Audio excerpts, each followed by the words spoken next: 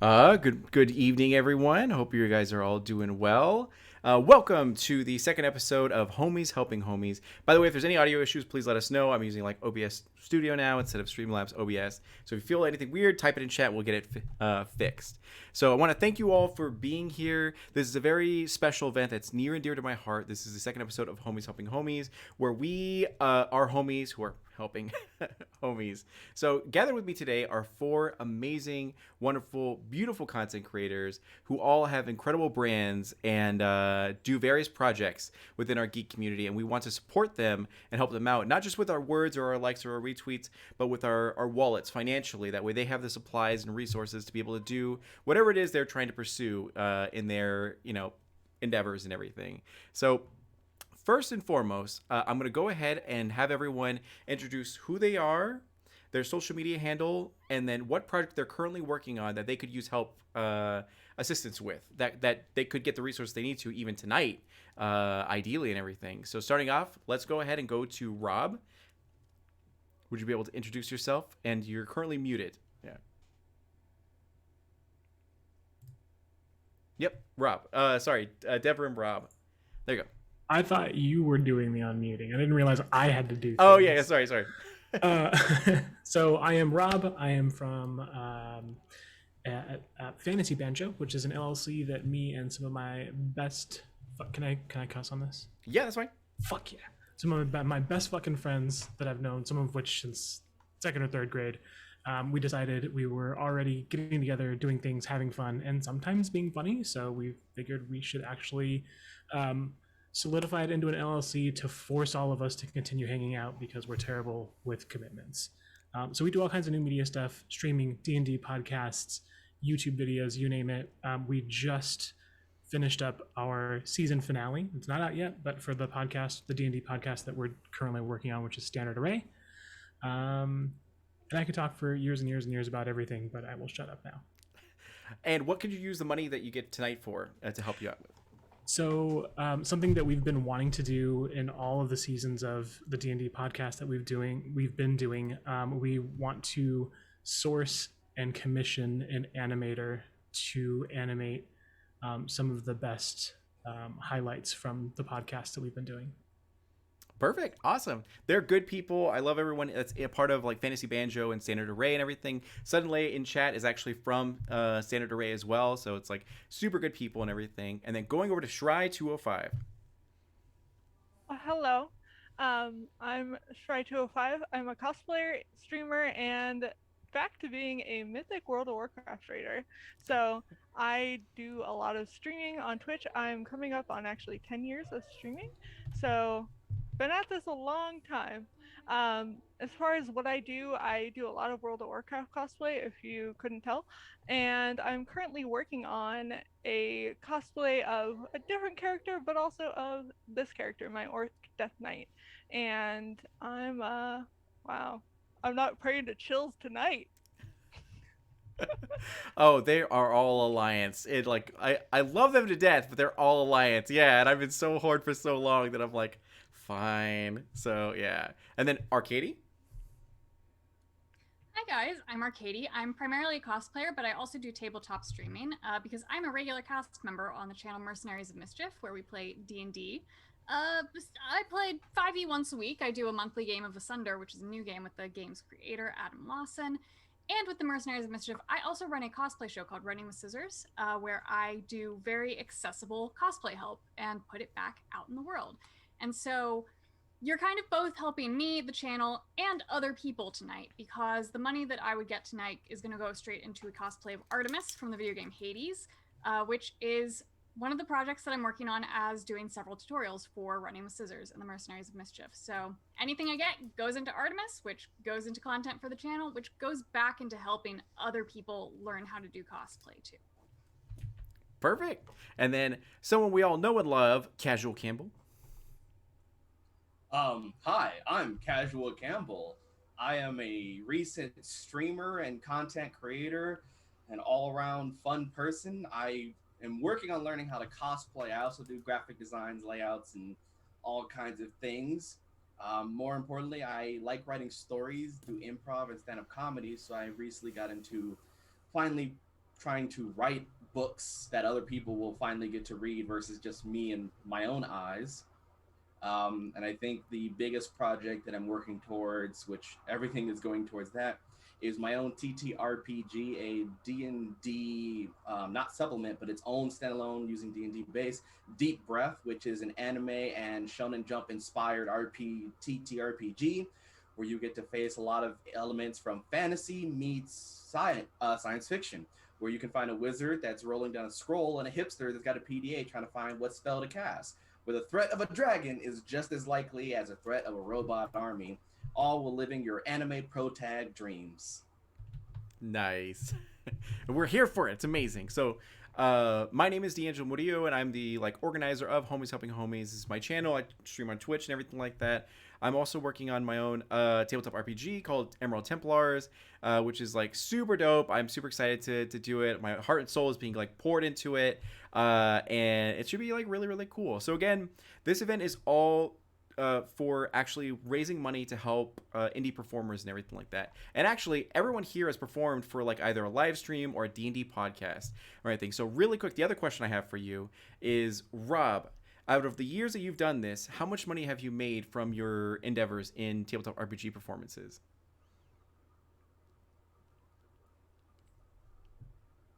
That we kept? That you actually got? I don't know. Maybe 50. We've been streaming for quite some time. Okay. Schrei? I've only done the charity streams with you, so nothing. Which means the world to me because I'm the one that organized those events. So I'm like, no. So they were great. Arkady? Probably a couple $100. Oh, good. Yeah. I do appreciate when channels are able to give you something, even yeah, if it's just a little, and so that's how I've managed to do it. Just channels who want to pay you more but can't do it. So probably over the course of 2 years of streaming, probably $200. Good. Normalizing paying performers is something that I'm all about, so it's good. Casual? Yeah, when I realized it was coming, so I was trying to do the math, and rounding up my almost 2.5 years of doing 4 to 5 games a week, I've made $25. It's a similar situation on my end as well. So what we're trying to do is put money in the pockets of these hardworking performers, and that's what we're going to do tonight. And as people just discovered the button, apparently our goal tonight is $200. That way we go home with something to be able to do this and everything like that. And right now we have $50 that are actually have been donated and everything like that, or tipped. So we're already making our way towards that goal. And I'm super excited. So our mod for tonight is actually Chills, which is in chat. So what he's going to be doing is, as tips are coming through and everything like that, and you guys are making requests, because if you scroll down the actual Twitch panel, you'll be able to see all the things you can do to affect the game. From changing people's accents to becoming a god to putting sultry mode on to add more drama, add more lightheartedness and everything like that, or to give stuff. So make sure when you actually put your donation in or tip in, you put what exactly you want to do. So if you're gonna give a bonus to someone, say I want to give a bonus to Herzdeeb, or I want to change Rob's accent to be whatever and all that kind of stuff. So, and it should be a lot of fun, and it'll be really cool. Yeah, Chills is here, so he's behind the scenes doing everything. So I don't understand the banner, but I'm here to support. Oh, that's awesome. Okay, perfect, cool. All right, so now that we've got everything sorted, we're gonna go ahead and get into this actual adventure. Audio wise, sultry mode is activated. All right, well, sultry mode is activated, so right off the bat. So this adventure tonight is going to be a sci-fi horror. If the theme changes, we're just going to roll with it. So you guys already had to adjust your sort of character to be more sci-fi than fantasy. So just feel free to have narrative control over whatever you need to make your character work in whatever setting gets changed and all that kind of stuff. So the title for this adventure is Subject 69. So in the very distant future, there is a pharmaceutical company called Hades Pharmaceuticals that makes various medicines and surgeries and all this sort of stuff to help people out for a fee.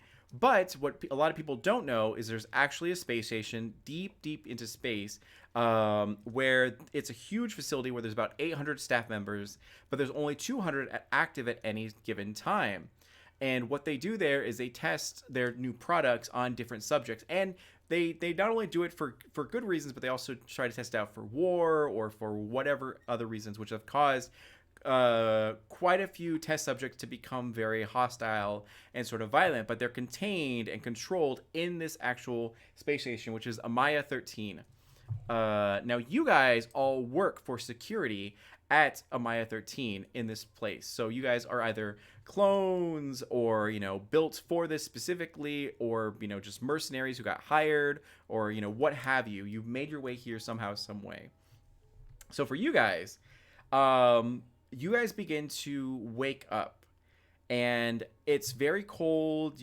You're very numb all over yourself, but you can see your breath as your actual cryo chamber is exiting from its actual pod, as the glass is very foggy, but it soon begins to melt as you can sort of see the area around you. Normally in the space station, it's very, common. You get summoned when it's time to work. You go to sleep when you're not working and everything. So you were scheduled to work 6 months from now. So it's very curious to you that you're seeing the date and it's way earlier, but you also see giant red blaring sort of alarms that are going on, and various people that are coming into this room, like spamming your button to eject you, as well as all of your other like coworkers and everything. And as your pods come out, there's a big hiss as your actual pod, opens, and you hear the sounds of people panicking as various like syringes are being injected into you, one to bring back your feeling, another one to bring back your like emotions, another one to bring back your actual strength, and all this sort of stuff from being in like cryogenic essentially for quite a while. And you hear some of the staff members being like, you need to get up, you need to help us, we're everything's gone horribly wrong. And you hear the sound of a door slam shut nearby, and they're like, they're coming in, as you hear the sounds of like banging and scratching. Now for you guys, your body is barely sort of waking up. You can move your mouth and everything. For the three of you that can speak, you can move your mouth and be able to talk, or you can like sign or whatever. But the most of your body is kind of like limp since you haven't used it in quite a while. Is there anything you guys would like to do or say in this moment as the machines are starting to pick up your numb sort of like docile form and begin to like equip you with your armor and gear? Just for my own knowledge, is this this is an unusual occurrence, right? Like we don't Absolutely. The alarms only go off when there's an actual threat. If it's a fire alarm or what have you, like a test thing, they'll use a different sort of code. But the blaring red alarms means something's horribly wrong. Yeah. I'm just gonna growl angrily. And then really quick, would you guys go one by one and introduce your characters, like physical descriptions and everything like that? That way people have a visual. Starting with Rob. So I am playing Devram, who is a Goliath fighter, but you might not be able to tell his... depending on when you're catching him, you're probably not going to be able to tell that he's a Goliath. He's just overall a really big, thick boy in lots of space adorned looking armor. Heavy plate looking armor with purple accents, any kind of like track lighting on armors. Yeah. All the accent points are purple for him, and he's got a big almost Roman or Trojan feathering top part to the top of his helm. Yeah. And that's all I want to reveal about him right now. Okay, perfect. And then going over to Schrei or Herzdeep. So Herzdeep is a big orc lady. She's like 6'3", so pretty tall. She looks generally like this, wearing a lot of thick jackets and things.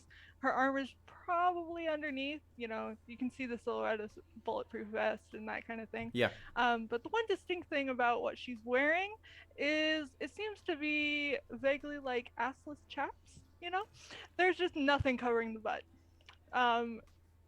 Covers the thighs, covers the bits, but butt cheeks out. You can't fight if they can't breathe. There you go. Exactly. Arkady? I'm playing Flux. She's a half-elf monk. She's pretty short. She's about 5'3" and tiny and very sneaky, except the bright hair is a dead giveaway when she's around. And she's unarmored. She's just got a basic kind of space cat suit on, and she's groggily pulling on a bright pink bomber jacket that she kind of like hits the lapel on and it shimmers a little bit with some cyanotic protection, and just kind of stretches. 5 more minutes. Nice. And then casual. So I am a Warforged, designation C4, specialized unit, 4th Legion, better known as Casual. You'll see parts of flesh that is adorned with metal fragments that are literally seeming like they've been bolted on. You can see that it's very half-assed put together, and somebody has decided to paint parts of it gold. There's like diamond studs on parts of the body, just randomly bedazzled with gems all over. And the parts that you can see, the rest of it, you see like what appears to be like a flak jacket that covers the body with burn marks, singes, and parts that are broken, and what appears to be a timer that's constantly counting down 10 all the way down to 1 and resetting itself over and over. Nice. Perfect. So, you guys know that you guys are one of the more specialized units where you get summoned when there's, you know, a riot or a test subject does get loose and you guys have to go and deal with it. So this isn't super unfamiliar with you, but the amount of like blood on the staff members' clothing and there's the sweat and the tears and all that kind of stuff is freaking you out quite a bit. As your bodies again get like dragged through by machines, and then you're injected with more stuff, and you finally have feeling and control over your body. But it slowly comes back as you guys are all like picked up. And while you guys are picked up and being injected with all these serums to make you function again, and your armor is getting like placed on and all that kind of stuff, you do see that one of the doors like it's like just destroyed and thrown open, and the person behind it that was like pushing it just also gets rocked back completely. And before your eyes, unable to do anything, you watch these people just get decimated by a test subject that appears to have like 8 eyes. One of them is way larger than the others, and like tentacle arms, and they just like, you know, is brutal. And then there's one staff member that's left alive. And he goes like, "Oh my God, please protect me!" And he kind of like hides behind sort of Flux as you now have control of your form. So unlike the last Homies Helping Homies, where they didn't get to combat for a while, you guys are going to be thrown immediately in. So could you guys all roll initiative for me?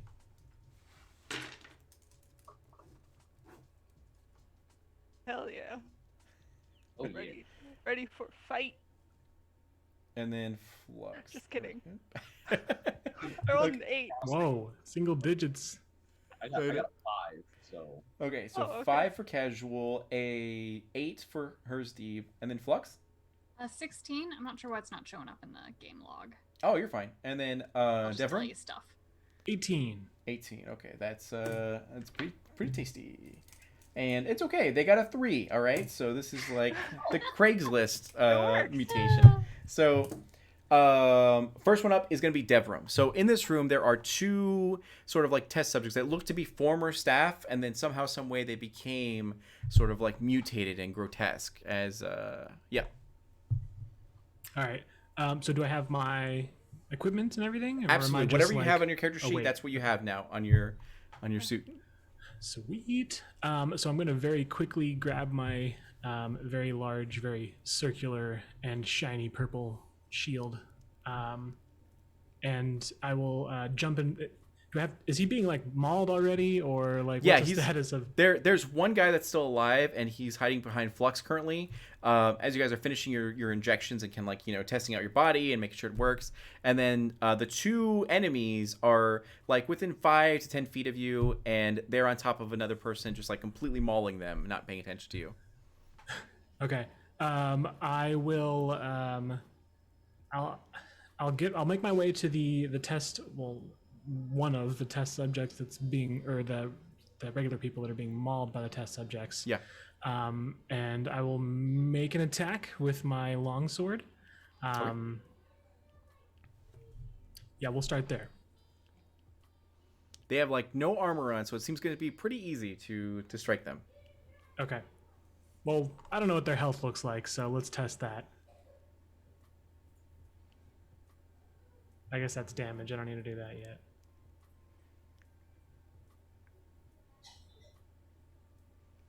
And worst case, you can always use your normal dice and then just like do it manually if D&D Beyond is working weird. Yeah. Kid, are you watching this? Do I have to? Does a 26 hit? Yeah, 26 hits. Okay. Yeah, definitely verbally tell me because I have like Okay. OBS up and everything. Yeah, it's Got good. Okay, 26 definitely hits. Yeah. Okay. You break through their denim or sorry, cloth jacket. Yeah. So damage wise, they're looking at 12. 12. You immediately decimate one of them. Okay. Yeah. If you have a second attack, there is still one more in the room. Yeah. Yeah, I do have a second attack, so I'm gonna go ahead and use that. Are you gonna Captain America throw your shield? It's not, it looks like that kind of shield, but not really all that proficient in throwing. So just mainly picking up things and hitting other things with the thing. With the thing? Okay, perfect. So let's move to the next one and probably hit it with anything. Ooh, unless it's a 1. A 1? Yeah, that's Wait, not no, gonna... it's a 7. It's a 7. It's A 7? 7 does not hit for AC, right? 7 on the die, 15 in total. Oh, 15 total. Yep, you do hit. Go All for right. it. 11 damage. Yep, you decimate this next one. Boom. So the scene I'm a that champion. the scene that plays out before you is that all, and we'll keep this initiative for the next combat if there is a next combat.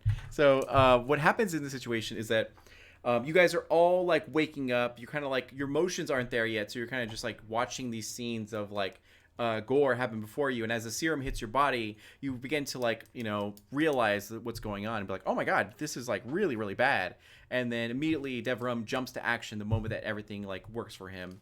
As he goes forward, uses long sword, which is like a saber sword, and then goes and like slices through one, and then bashes the other one with the shield and all that. And you guys are in this room. Things have finally calmed, quote unquote, as alarms are blaring and you hear the sounds of screaming down the hall and everything. But this person who's in the room with you guys is kind of like just out of breath and be like, oh my god, I survived. Oh, that's right, sultry mode is active. So he looks to Casual and is like, oh my god, you're handsome. And is kind of like looks to you and everything and goes, thank you for saving my life. Don't worry, everything's gonna get better once all your companions are gonna get released. And as he says that, you look over to the like 80 pods that you guys were like also in with all of your security staff member coworkers, and suddenly like one of the bodies in the room explodes, and it explodes like acidic sort of bile or blood all over the control panel and everything, and suddenly you see the life support systems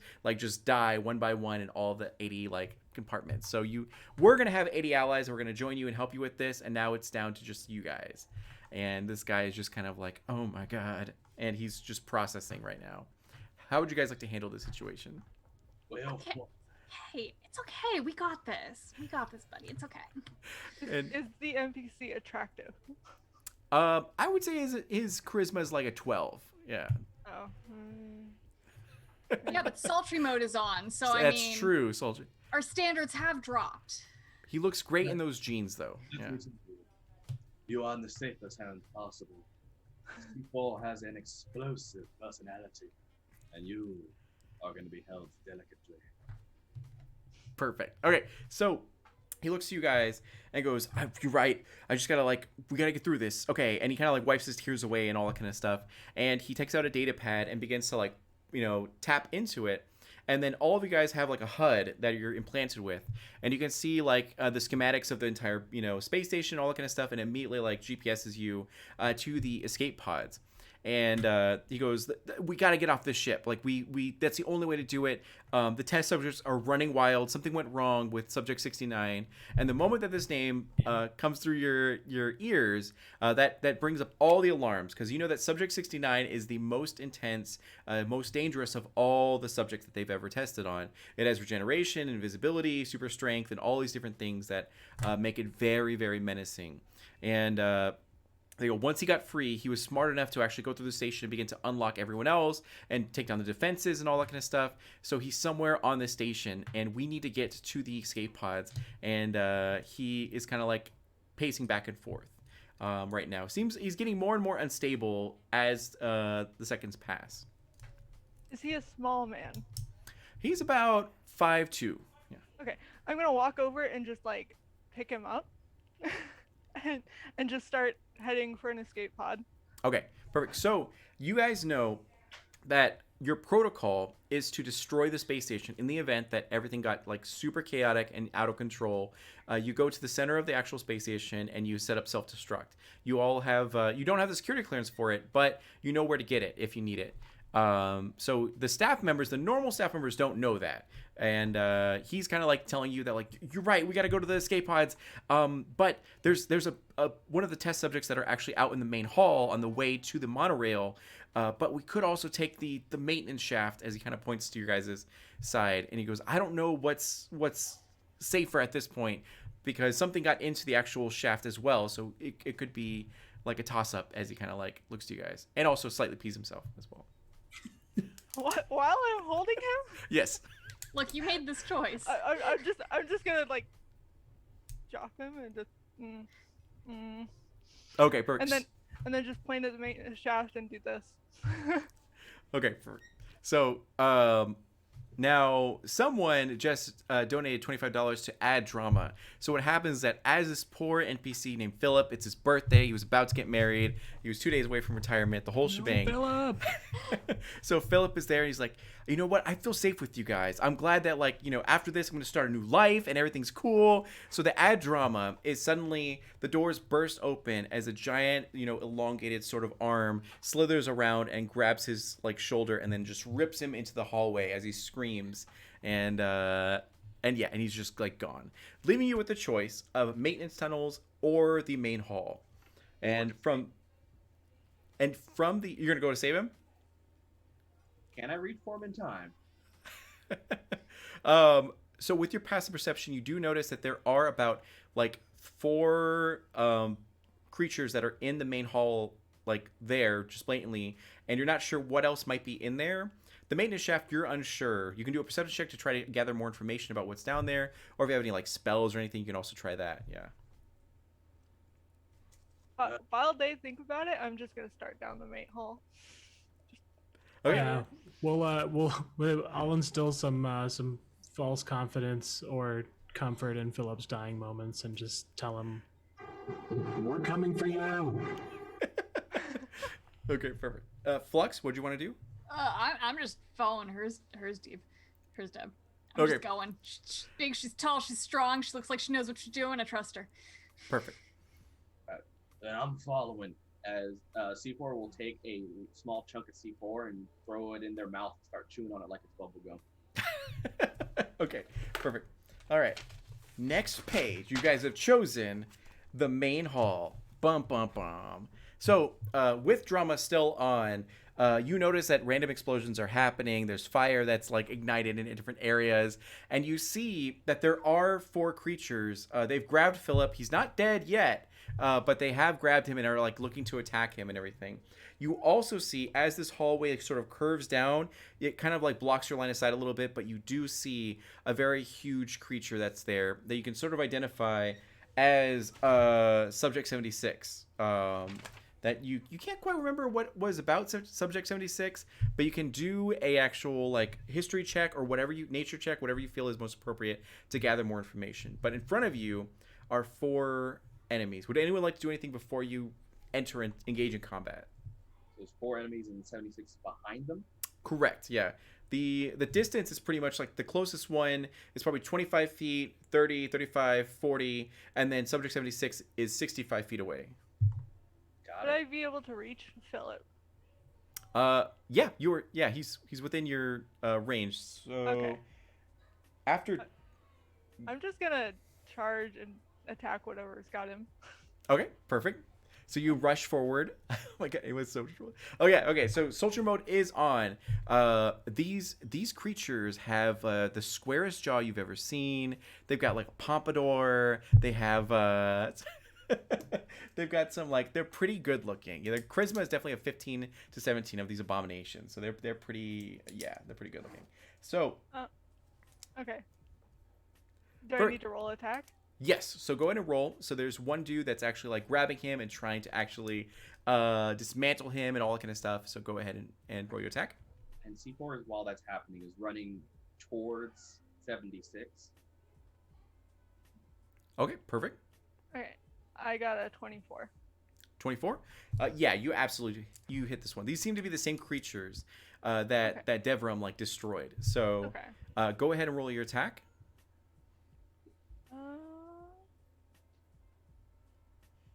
Let's see. I think it's that one. 12 damage. 12 damage? Okay. Yeah. With 12, you absolutely... Can you explain to me how you destroy this creature? So I've got a two-handed battle axe. So I just run up and whatever is holding onto Philip, I just cut from there, like across. Sever? Okay. Perfect. Quentin Tarantino, like, amount of, like, blood splatters everywhere. And then after that, you said casual, you're moving, like, through everyone to 76? You're muted. You're muted. As I like get near the other enemies, since they're in the way, running forward for a minute, C4 will just disappear and then reappear through Misty Step in front of 76 and form this C4 blade as he spits onto his hand, and it formed, and he molds it into a clay blade and swings his longsword. Perfect. So in front of you is Subject 76, who is like two hands have like corpses in them, and then he's like devouring it essentially, as he has a giant grotesque figure. He's about 12 feet tall and looks to be about 800 to 900 pounds and everything, and but still quite handsome. You know, it's if it looks good, definitely it works for him. That dad bod, it's like good. So all right, go ahead and do your attack really quick. All right.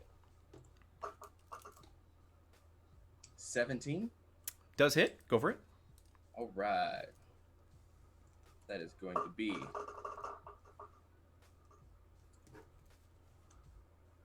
the total damage comes out to 12 damage with 3 psychic. And the C4 is going to detonate on the blade as I use my smite. Oh, you're a paladin. That's right. Yeah. Howley. Yep. C4 smash for an additional 8 radiant. 8? Okay, great. And perfect. Okay, good. So, posh orchid lady, please. Okay. Do you want like British posh? Is that what you're talking about? All right. So it's gonna be a little bit awkward because her Steve is mute. So that's like the. Do you want to let us know who else you want to put like the posh accent on? Yeah, because in character I'm completely mute. So that's why just gestures, not a lot of communication. Exactly. Oh my god. Okay. British sounding grunts. Yeah. Yeah. Okay, Just say "in it" after a couple of your grunts. In it. and you're good. So after that, it's gonna go to. We're gonna. Well, actually, we'll let Flux do something because she hasn't done anything yet. So what would you like to do? There are 3 enemies in front of you. Yeah, And how's Philip looking? Who has Philip? Philip is right in front of her, Steve, as he's looking up at her glorious form, muscles flexing and everything like that, as there's blood just smeared and all that kind of stuff. Yeah, but he's looking healthy. He's good. Okay. Who's the nearest one to kind of hers, Deep, and Philip and me? That would be 30 feet away, and it's another like staff member that's been converted in sort of this like mutation, this abomination. Yeah, I can get there. Inspired by how beautiful she looks with her shining, rippling muscles covered in blood. I'm gonna want to show off to impress her Deep a little bit. So I'm gonna pull from my pocket a little canister and I'm pop it open, and this glowing neon bow staff appears, and I twirl it, and I'm gonna walk up to this abomination, and I'm gonna do my 2 monk attacks with my quarterstaff. So does an 11 hit? Probably not. Yes, 11 does hit. Ooh, okay. Well then it does 10 damage. 10 damage? Yep, you murder one of them.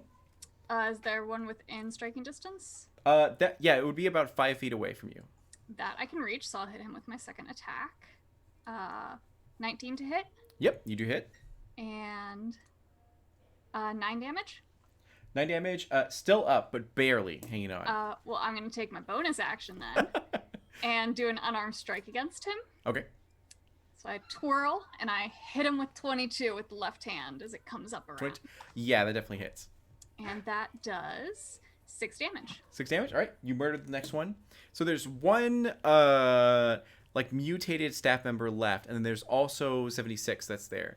So you guys like are doing what you're paid to do essentially, and or what you were made to do, and you guys roll up in here, you destroy these mutants, and then you're left with, only 2 left. So going back up to Devrim, you were standing here. There's one enemy that's about 35 feet away from you, and then 76 is 65 feet away from you. I'm just gonna kind of like ponder to myself, like I know what 76 does, but I can't place it. So instead of thinking for too long, I'm gonna run up on the smaller one and demolish him, and maybe that'll jog my memory. Okay, perfect. So, Austin/Coral, do you want me to do like a British accent or just like Valley Girl? What do you? Let me know, and I'll try my best to do it. And then, okay, and then Devrim. That's gonna super hit a 27. 27. Yep, does hit. And sorry, was it a history check or nature check? Or just actual violence? That was a sword check to their midsection. Yes, you do hit. Okay. 7 damage. Okay, 7 damage. There we go. And then perfect. Did you want to take your second attack? Is it dead? No, they're No, still. I'd like to take my second attack. Okay. With another 27. And that time a 13. Yep, it is murdered. So you guys have Good. taken care of the minions, and you do see that there is 76 there. A lot of the dead bodies are around you, though. You watch them mutate before your eyes as they seem to be sort of seizuring and all this sort of stuff. But 76 is in front of you now, and he's grotesque. It smells horrible. Looks great though, and it is now going to be Flux's turn as we go back into normal rotation. I wasn't prepared. So I'll probably just hit him again with the usual monk attack because I That's can't fine. think of anything else to do. I'm still learning to play monk. So yeah, I'll just brush off my kill. I twirl my staff and walk up and give him a bonk with my quarterstaff. 26 to hit, Absolutely hits. and that will do 6 damage. Okay, perfect. And second one is 9. 9 to AC. Yeah. That one does not hit. Cool. There's no reason not to just continually take an unarmed strike bonus action. May as well, yeah. Unless you Might use as your bonus well. action, yeah. Yeah, I don't have any other thing I want to do. So 14 to hit. 14. Okay, so 14 is right on the money. So you got it, yeah. And I whirl around with the staff with one hand, come around with the left hand, and smack him straight on his chiseled jaw for 7 damage. 7 damage. Okay, perfect. Okay. A British accent. Good British royalty. I don't know how to do that. Just think of the king in Hamilton. The King in Hamilton. Oh my God! All right, I'm gonna have to work on that. You did this to yourself. I know I did. I know. It's because I want to say good day, but that's like Australian. Yeah. Yeah. A little bit. Yeah. Yeah. Right. Maybe, right? Yeah. Okay. I'll focus on that. All right. So we're gonna go to Hers Deep next. Okay, so I'm still next to Philip, right? Yes. Okay, before I charge at the next little thing, I'm just gonna like pat him on the head and then take off. Give him a reassuring pat and just take off. How far am I from the thing? Like, can I get to it? Yeah. So you went 30 feet, I think it was. So now you're gonna be 35 feet away from 76. Okay. Okay. And then I'm gonna just attack the dude because fuck it. Okay. Perfect. Let's see. Does a 12 hit? It does not. Okay. I can take my extra attack even if I miss, right? Yes. Yeah. Okay. So we're gonna try that again. 16. That one hits. Okay. Then that does 8 damage. Okay. Perfect. So, whiff one, come back, smack with the other one. All right, I think I got it now. All right, so, oh my God, this is so dumb. What happens in front of you is you see you use your great axe and it slashes in there. I don't know if that's British. It might just be American, posh, whatever. It's like lifestyles of the rich and the famous. Yeah, there you go. I'll just go with because that's the closest I can do. Your great axe digs deep and finds purchase as you see the most grotesque things spill out of its stomach and spill onto the floor. Good show. And then after that, it's gonna go with casual. Excellent. So I'm standing in front of 76. Yes. Oh, sorry. Yes. We're gonna keep this blast of a party going, and I'm just going to swing my C4 blade. Perfect. 15 to hit. Yep, you're good. All right, that comes out to 4 points of damage plus 6 psychic, and we're gonna detonate the blade for some good old-fashioned radiant C4 for 10 radiant. Okay, perfect. All right. Explain to me how you destroy this creature. So I take the blade and I poke it on the ground, and I turn the handle, and you see his fire emotes out like a motorcycle as I rev the engine of the blade, spark it, and light it across his body, and leave it in there. And I just spit the remaining C4 as a primer as it detonates from his chest, ensuring we splatter everything everywhere. Confetti. Light acidic material falls into your body. It doesn't really like do any damage to you, but it just like kind of like burns a little bit. Thankfully, most of you have armor on, except for her Steve's butt cheeks, so they get like some of it. So It's just gonna be like that upper thigh area that exactly. Okay, so what happens at this moment? Oh God, Alexia, if you're in chat, could you pay $15 to like change my accent, please? You could do that for me? Here's my card. Yeah, exactly. Yeah. So, you arrive in the monorail as you find that that's the most efficient way to go towards your destination. And as you get in there, you do see various benches and pillars and the actual monorail. The only problem is that this monorail is reserved for the most high class, high clearance sort of staff members. None of you can use this actual monorail. But in this room, you do see various people fending off creatures of unspeakable horror. And how would you guys like to deal with this situation? Are any of the people fending stuff off people I recognize, like, they could activate this? What is your passive perception? Passive perception. Where? Should be on the middle left. Left. 10. 10? Okay. With a 10, you don't recognize anyone here with that sort of clearance. Anyone with the passive perception of like 12 or above would sort of recognize. Okay, so Devrim and Casual, you guys sort of recognize that. You recognize that one of the staff members is wearing a uniform of an actual like officer, and she does have the security clearance on her actual side, as she is currently getting mauled to death by one of these creatures. And you see that in this sort of conflict, there are 3 grotesque beings that are still alive and attacking this small group. It's about 3 people that are still alive. These peasants, these simpletons. You see. It looks like she's got the card we need to get in. I have a question. I have a chime of opening, which unlocks things. Would that unlock the motor to run the monorail? You can always try it. Yeah. So the doors are sealed, so you're trying to get into the doors. But if you can get beyond those doors and get in there, then and open it from the inside, then yeah, you can make that work. I mean, I can open the doors with the chime of opening. Completely up to you. Yeah.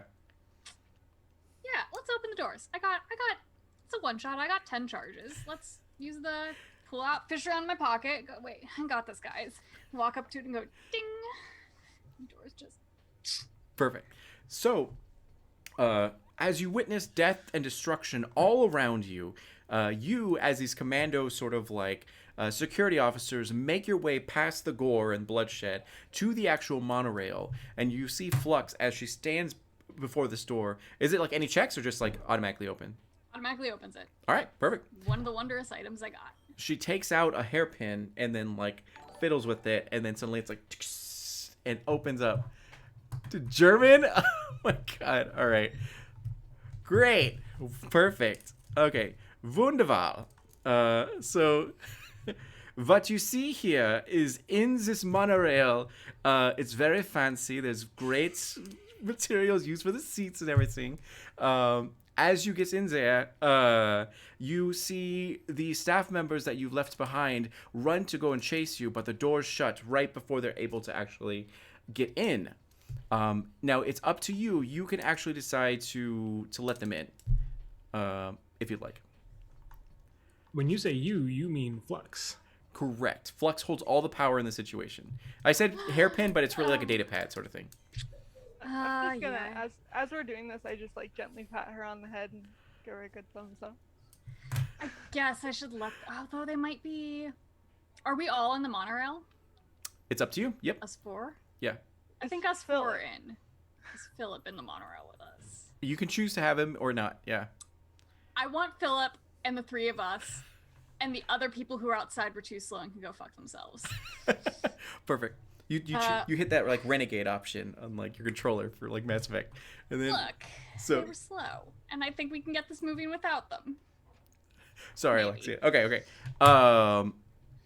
So what happens is the Philip and you all are in the monorail as you watch them pound and scream for help as you see them decimated and pulled back to their demise, essentially. And however, you do notice that the consoles are very, very difficult, and you weren't trained for this specific machinery. With a Arcana check or anything similar that you think might work, you can use the actual console to move forward. I have both Tinker tools and Thieves tools. Sultry I- mode, I and just- D'Angelo has to use a German accent while being sultry. Okay, all right. I'm just gonna like look at her and just What? We're in here, we're in there, and I'm like pulling out my tools. Can I make an argument that with both Thieves tools and Tinker tools, some sort of roll could get me to hotwire this thing? Yeah, that's fine. You could do whatever you think is works. We Survival. don't have to drive at all. It's just on or off. Yep. It's a monorail. What would be good for this? This is- Survival, probably survival. 24. Actually, it's a nat 20. Wow. Yeah. Everything you do happens. So, do you? Okay. Explain to me how the situation works. So I got mini screwdriver in my teeth, and I like slide underneath this console and dig my like nicely done nails underneath, rip the panel off, and just start hot wiring it. Get a foot in there to hold one of the wires in touch, rip something out, and just sit back up, punch it, and it starts up. Perfect. Okay. So, you guys all get to this monorail and activate it as it goes very, very fast, and you see various Wait, stations. how fast? Very, very fast. Okay. You're like, wow, that's fast. As it barrels through, and you see various stations of people like are there asking for your assistance, but you zoom right past them. You see test subjects and mutations that are on the monorail with like in front of you, and the monorail just like turns them into pudding. And what happens as you guys get a moment to chill. So if you none of you took damage, but for DM to player, this is the time to role play if you'd like. I'm just gonna like, go gently like stroke the side of Philip's face and just like, start making. And Philip looks to you and goes, "Wow, you're very attractive." As he raises his eyebrows and he blushes. There is Alexia. Is that good enough for you? And then okay. I'm just going to like, is he like sitting, standing? How is this man? I would say he is in the corner, vomiting because of the PTSD he's now accumulated from this Sexily. sexily. Yes, it's the smell from his vomit is like a musk, like Old Spice, and you're just like, wow. What the fuck did this guy eat? Old Spice. Spice.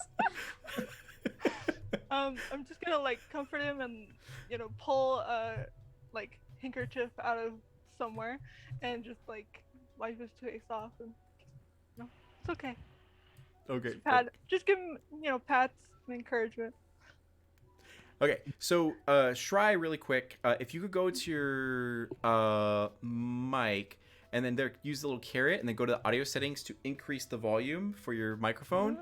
Yeah, and then that'll be good. If anyone else sounds low, just let us know. We can always like fix that. Thank you for letting us know, because like I always hate it when we get to the end of the session and it's like their mic was super low the entire time. So okay, yeah. I think positioning should help too.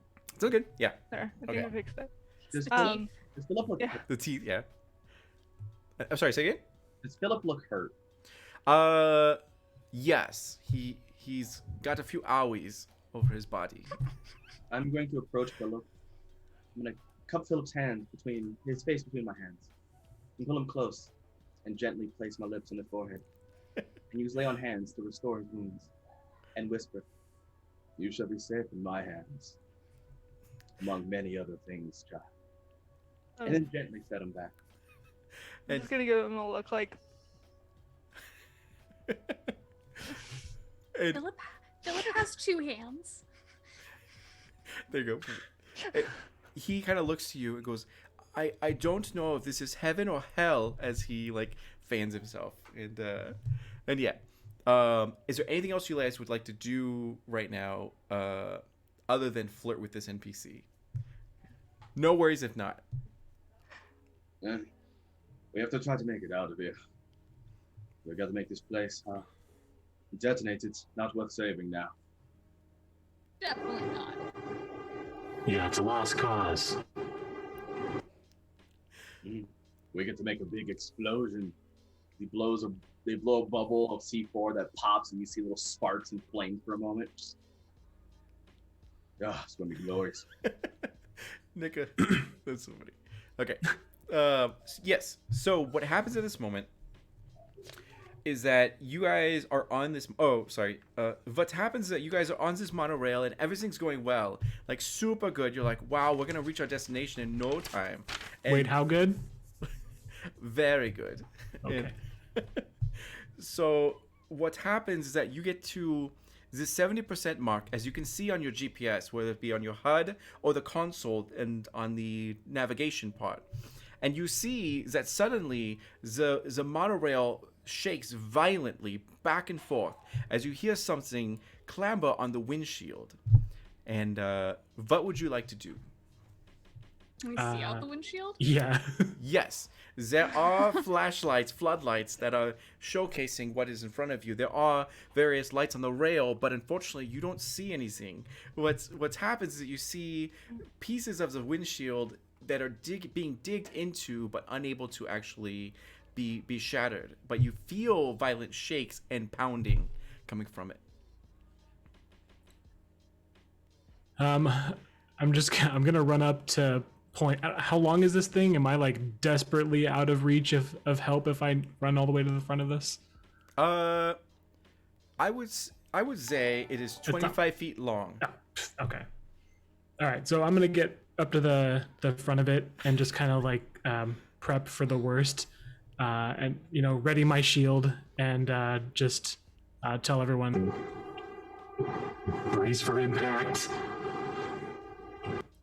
I suggest you stay close to me. Yeah, we all hold on to Philip. Okay. Yeah. Yeah. Protect the president. Yeah. you all grip Philip and I'm just in the front like, Yeah, exactly. all right, guys, we got this. I'm standing like just in front of them, holding my axe, ready to defend Philip. Perfect. Giving him a nice view as well.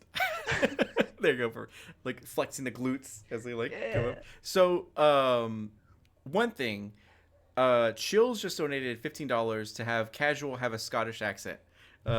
So yeah, Scottish.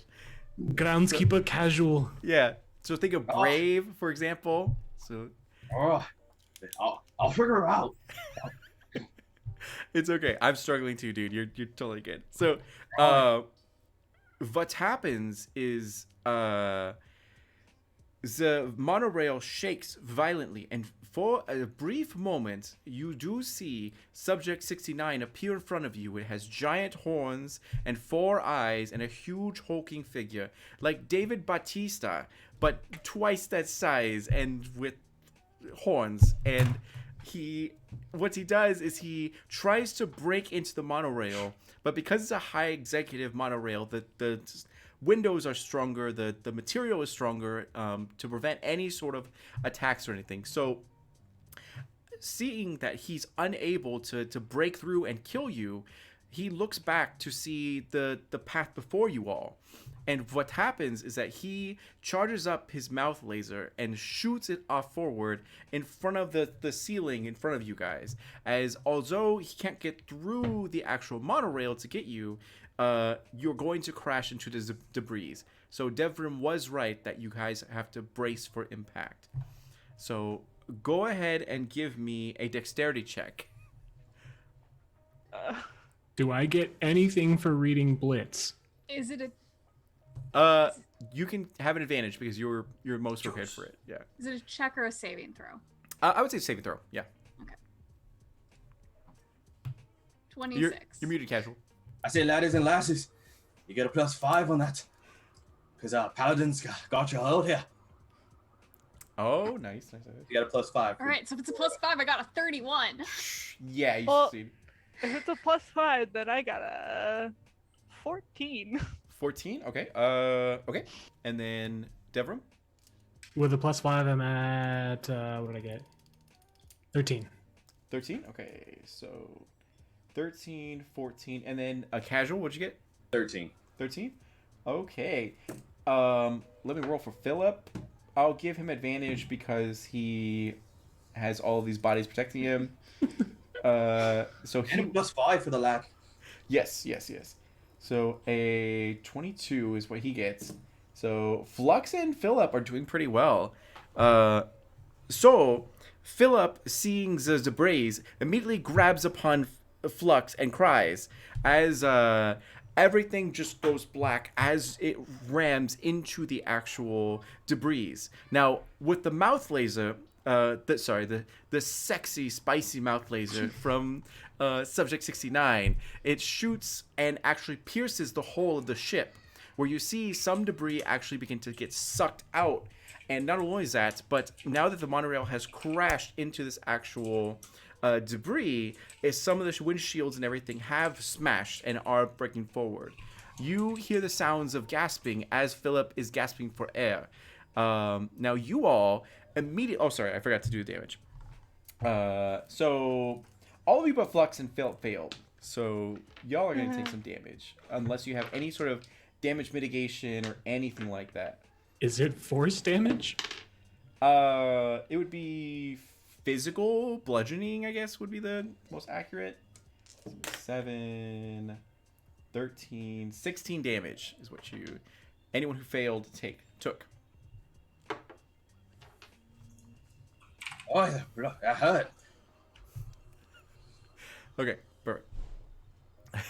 This sexy, spicy mouse laser. Okay, so you guys all, except for Philip and Flux, are bloody and sort of assessing your damage and everything, as you see the monorail doors open due to an emergency that very opens.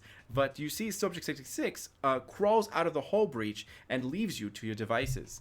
So you're unable to leave the monorail without physical assistance. You're going to have to tear it open. What would you guys like to do? Look over at the door, and then point to hers, and then point at the door. I'm just gonna walk over and try to pull Okay. it apart. That will be an athletics check. And there is a god mountain taker that you can pray to. And Okay. Steve Casual will gently tap you on the back. You got it, lass! As I give you guidance. That's 1d4, right? Yeah, 1d4. Let's see. So I am going to pray to Mountain Taker. Just real quick as I'm doing this, I'm like, okay, and then that's +3, and then so 22. Okay.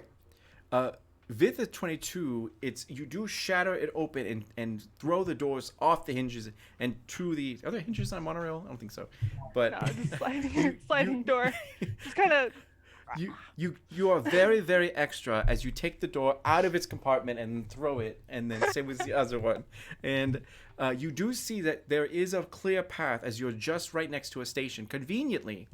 Sorry about the bad stream, like latency and all that kind of stuff. Work from home situation. So what happens is that you are in front of doors and you hear the sound of an actual message or announcements appear in your HUD.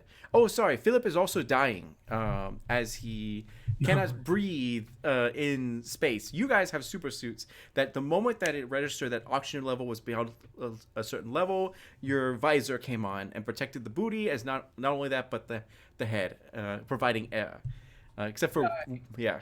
Can I take my helmet off and give it to Philip? Sure. What is your passive perception? 15. Yeah, with the passive perception, you do notice that there is an emergency section of the monorail just in case anything happens, and you know from your training that there is an emergency sort of like oxygen tank and mask that's in there. Yeah. So I quickly get over there. It's an easy open compartment. Correct. Yep. You just hold on, Philip. Well, I got you. Here you go, lad. And I'm gonna get him the oxygen tank and try to get him situated. And then, okay, perfect. So you go ahead and make me a medicine check. Ooh. As I tap myself, yes, I got this for guidance. There is no god of medicine yet, so good luck. Oh, that was an 8. An 8? Okay. With an 8, you do fail. So you like scramble a little bit as you like can't open a plastic package or like, what have you as you're trying to get on Philip. As you see Philip's eyes begin to like go bloodshot and like frost appear over him. Would anyone like to assist? Yeah, I got a +4 to medicine. Can I attempt to assist with that? Absolutely. Go for it. 18? Yes, you do succeed. So as you and Casual are kind of next to each other, and kind of like he's like trying to open it, but he can't like do it. You come over as well and like start using your teeth. Oh, I guess you have a visor on. Whatever. You like sharp nails. I got sharp nails, and my spacesuit has sharp nails on it too. Exactly. That Cardi, it can. Those Cardi B nails. Yeah. Yep. Is you.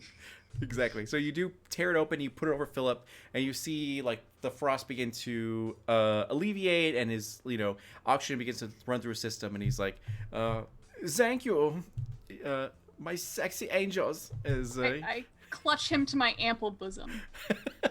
Okay, perfect. All right, so Discount Bard has actually donated $15 to have Casual have a Valley Girl accent now. So. Oh my god! Like. Unless you want to do a Scottish Valley Girl accent.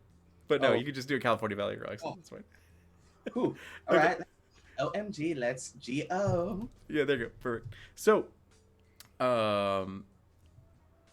what happens is that your helmet shoots over, you help Philip, the doors are ripped from its non-existent hinges, and your comms inform you, warning, there is a hull breach, that this section of the station will be closed in 45 seconds. Meanwhile, heavy debris soar towards you, looking like it's going to impact you. There is a door to a certain section of the space station in front of you. You will need to make an acrobatics or athletics check to make it over there. And yeah. Let's go then, gang. Acrobatics sounds good. Am I close enough to still grab Philip and take him? Okay. So I'm going to grab him and just kind of drag him along with me as I make this check. Okay. OMG, Mountain Taker, please help me. And I got a 16. 16? You do succeed? I got a 7. A 7? You do fail. Yep. Deborah? I have a +8 and I rolled a 1. You do Oh fail. my god. Yep. I got an 8. An 8. Did you guys It's pray? okay, guys. I got Philip. You can always pray to Mountain Taker and say like a tiny little prayer and give you a +3. Some of you, it will get you over what you need. So I did a dex. Is there a dex prayer? yeah, that's still Mountain Taker. He's athletics and acrobatics. Yeah. Oh, cool. Does a 10 succeed then as I It quickly does. pray? Yep, exactly. Thank you, Mountain Taker. It's 11. Yep. 10 is the DC. So you got 11. Yeah, with the Perfect. plus. OMG, Mountain Take. I love you. You're my Yeah. bestie. Okay, perfect. And then Devram, what is your prayer to Mountain Taker? There's nothing. Nothing? I got a 1 still. Oh, That's that's true. You got a critical failure. So you are kind of like Damn you, Mountain Taker. curse the gods. Yeah, exactly. So okay, and then Hersdy, what did you get? I got a 16. Yeah, that's right. You succeeded. So you grab Philip. Oh, sorry. You grab Philip and you soar through the air and make it to this actual like doors as you boop boop boop boop, and it goes zzz, and you're able to get in. But you do see that time is ticking and the blast doors are beginning to be summoned to close. Flux is by you, Casual's by you, but Devram has got his belt stuck in his belt loop stuck on the monorail, and he's going to need help to get to you. Okay. I'm gonna just like take the time to gently like make sure Philip's okay and then run back and try to grab him. How far is he from us? Like, 40 feet, I would say. I'm on the other side of the door with my chime of opening ready just in case you all fail. I think I can open the door. You're like, I think. "Beep." Yeah, but like I'm still on the other side ready to run in case this does fail and I'm going Okay. So all to die. I'm gonna run and I'm just gonna like grab him and just like rip the belt loop and just like pull him Okay. really hard. Goddamn monorails. Do you want me to roll another athletics? Yeah, go and roll athletics to help him out. I'm You're a gonna- willing creature. You're going to need Okay. a 12 I got to an succeed. 18 that time. Yeah, you absolutely succeed. As you like rip it off, his pants his space pants kind of sag a little bit as you throw yourself over your grab boots activate. I forgot to tell you guys that. So you guys all are able to actually make your way over, and you guys succeed in getting over there. Rob Devrim will take this is bludgeoning damage. More physical damage. Correct. You're gonna take 7 damage. From my belt loop? No, from you guys. Everyone else ran from the debris that were like coming towards you Oh, guys, okay. and you got stuck and then got pelted by metal and. I like it from the belt loop better. Have you ever gotten your jeans stuck in a door belt loop? That is 7 Oh, bludgeoning damage. God. And then Yeah, like exactly. I grabbed one arm to pull him and that did some damage. Exactly. Yeah. So My arm. my arm. Okay. So let's see here. Where was I? Hull breach. Yep. Got it. So as you enter the doors before the blast doors seal shut, you take a sigh of relief in your super suits as you see Philip is also in awe of how amazing you are, and your HUD, your GPS tells you that despite the detour, you're only 5 miles away from the escape pods and the central console sort of units. This section of the space station, with your passive perception, you do notice that is a hospital sector. There are medical supplies in abundance around you. Yes. With your passive perception, you do not immediately see that there are any stim packs or anything like that. With a perception check, you can go ahead and search the area for them. Perception check. I would like to perceive. I'd like to browse around and see what I can find.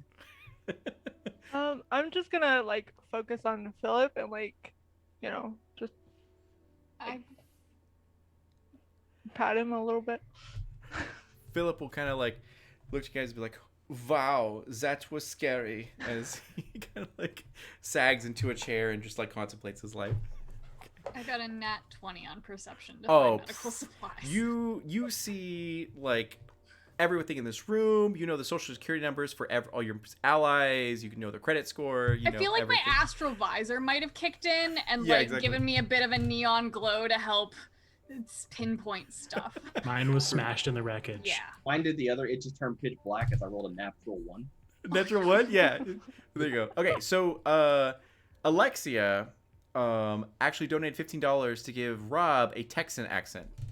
So Oh man. so Texas robot. exactly. All right. To be the rootinest, tootinest robot in all the land. Come along, little doggy. So, all right. There's actually a lot of people from Texas in this chat tonight. So, Well, they're gonna be upset. right. Okay. So, going back to Flux, what happens is that you find 4 equivalent of greater healing potions. Wow. They are stem packs, and yes, you see they're in a container, but it's unlocked. A lot of other supplies are in containers that are pretty locked down, but you do find that. You also find some poison that's called crawler mucus and also assassin's blood. If you want to Google those, you can do so, and you can find. And assassin blood. And as I type this in, I will. You said there were 4 greater healing potions. Yes. I toss 3 of them to everybody else. So everybody add a greater healing potion to your inventory. OMG, thank you so much. You're the best. You're like, I keep oh the my. poison myself, though. That's fine. So the short of it, if you don't want to Google it or whatever, is that the crawler mucus, if you apply it to your blade and it hits something, then the target will need to take a DC check of 13 for Constitution. If they fail, they get paralyzed until they're able to save from it. Nice. And then, Does that work on my greater? Does it work on a staff? Does it have to be a blade? Sure. No, you're fine. Yeah, whatever. Great. Yeah, item. Yeah. And then Assassin's Blood will, same thing, DC 13 for a Constitution check. And if they fail or succeed, they'll still take damage. But if they fail, they'll take 6 1d12, so 6d12 damage, or half. Okay, they gotta eat that one though. Yeah, apparently, or something like that. Yeah. So. Okay, so it sounds like crawler mucus is contact, assassin's blood is eating. Correct. So if you find a creature with a gaping maw, you can like throw it into their mouth, and that would activate it. Whatever you want to flavor it as. Yeah, Deborah- I'll dump the. Okay. There doesn't. Correct me if I'm wrong, but there doesn't seem to be a time restraint on the crawler mucus. Doesn't look like it. Yeah, they have to save from it. Although, sorry, Cool. they go paralyzed for a minute, I believe it is. So that's. Oh no, I meant like the longevity of it. Like if I dump this on my bow staff now, is it gonna disappear in a minute? Nah, you're fine. Yeah, you're good. Great. I like pop that sucker open, dump it on top of my glowing bow staff, and nobody else touch this. Just don't touch it. It's like My visor's blacked out. Don't touch what? I know, Don't right? touch my staff.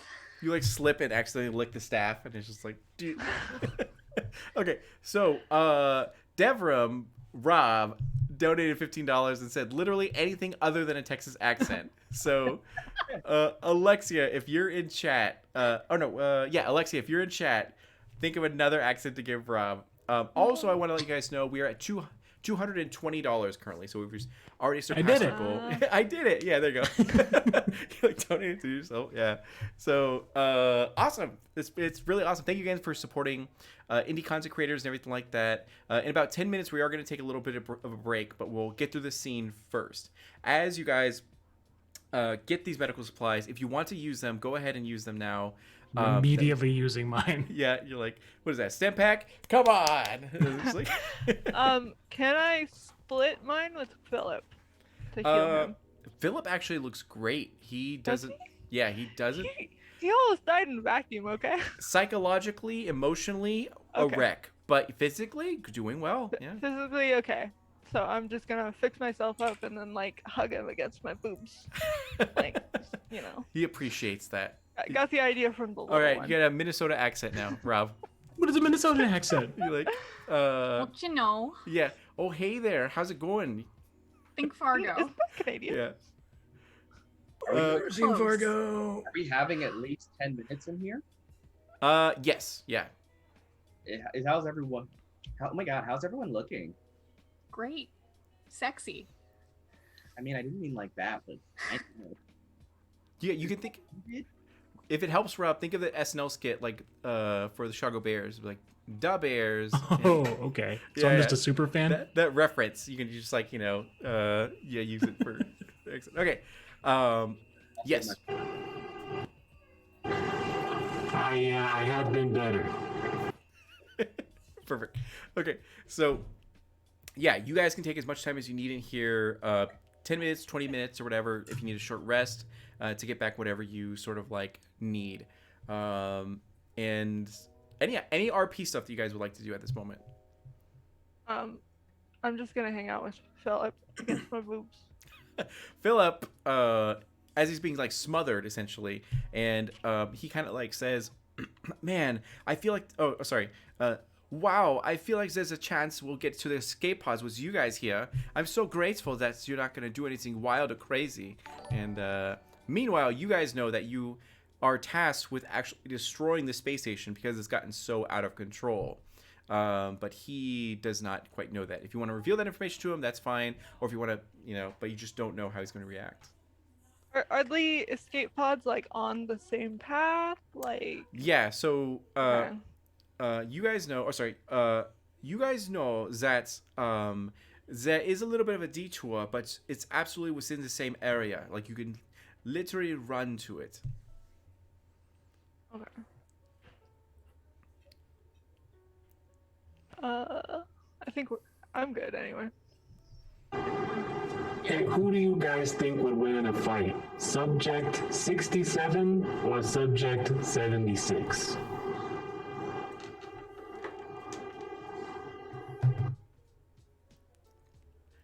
I just make a lot of gestures and I'm like 70. Oh my god, like 76. That's obviously bigger number means better. I think you're discounting 78. That he is a dark horse. I think he would swoop in and demolish both of them. Oh, that's true. That's true. So Ashley donated $15 for Schrei to do a dude bro accent. So I guess the way you'll implement that, is when you're narrating what Hersley was doing. Yeah, we'll do that. okay, man. Mr. Casual will have to start talking like Stitch from Lilo and Stitch. Please. Baka. Exactly. There you go. Perfect. Oh god.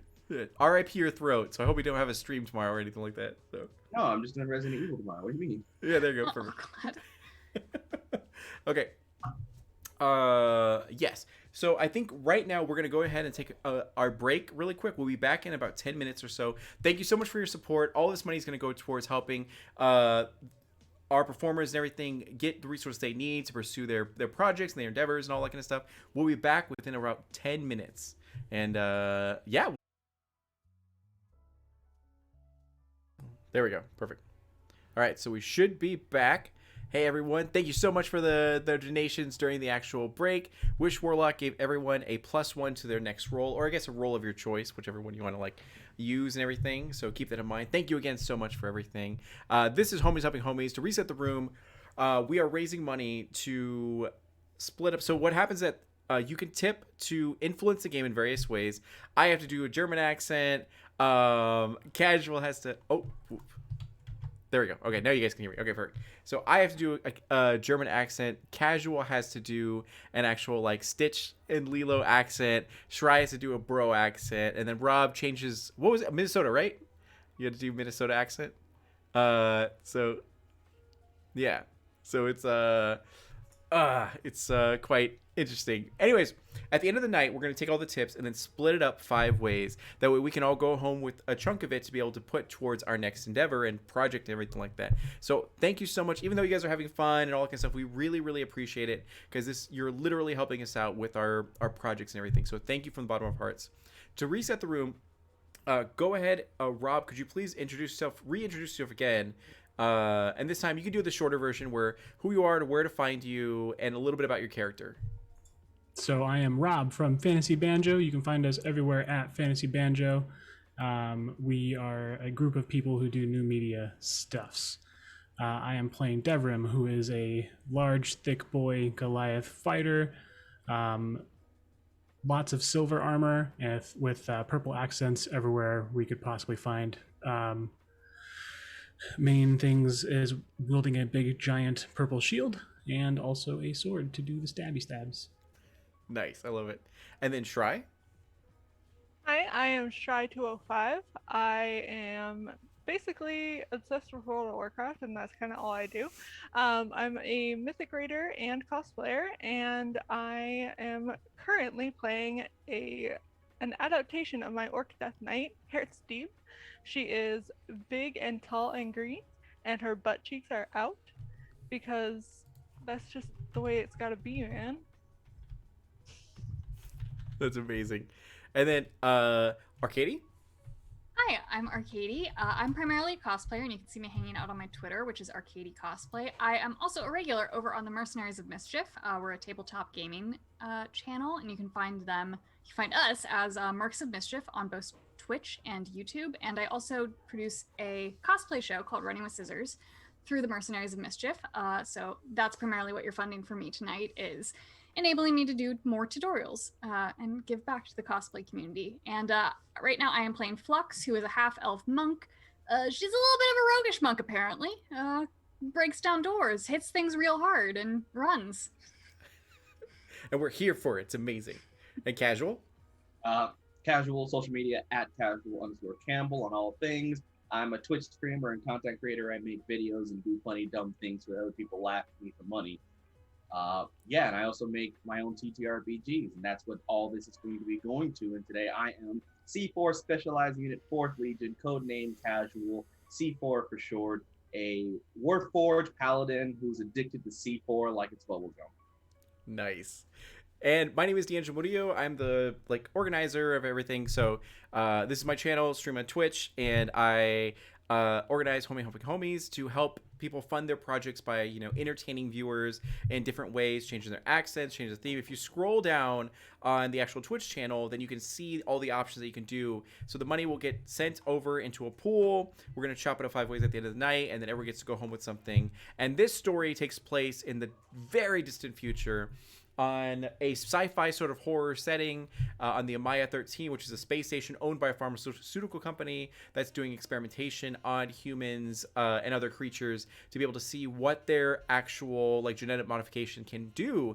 And it's horrible and terrible. These are the actual our heroes for the night, where they are security officers and security detail that got summoned to help everyone out, but unfortunately their comrades got destroyed before they can actually get summoned. So they are these lone warriors, as far as they know, and their companion, their handsome companion Philip, who you guys have to go and destroy. Protocol demands that you destroy the space station because things have gotten horribly out of control, and this cannot leak out to the press or to other civilizations, to other worlds or whatever. And 2, you got to make your way to the escape pods and get out of there as fast as possible. Right now, you guys escaped the monorail. You went into this medical area, found supplies, healed up for a little bit, and now you see the doors leading to the actual main hall to continue your journey forward. And I'm actually really excited for this next part because I was so hyped when I wrote it. So I hope you guys enjoy. What would you guys like to do?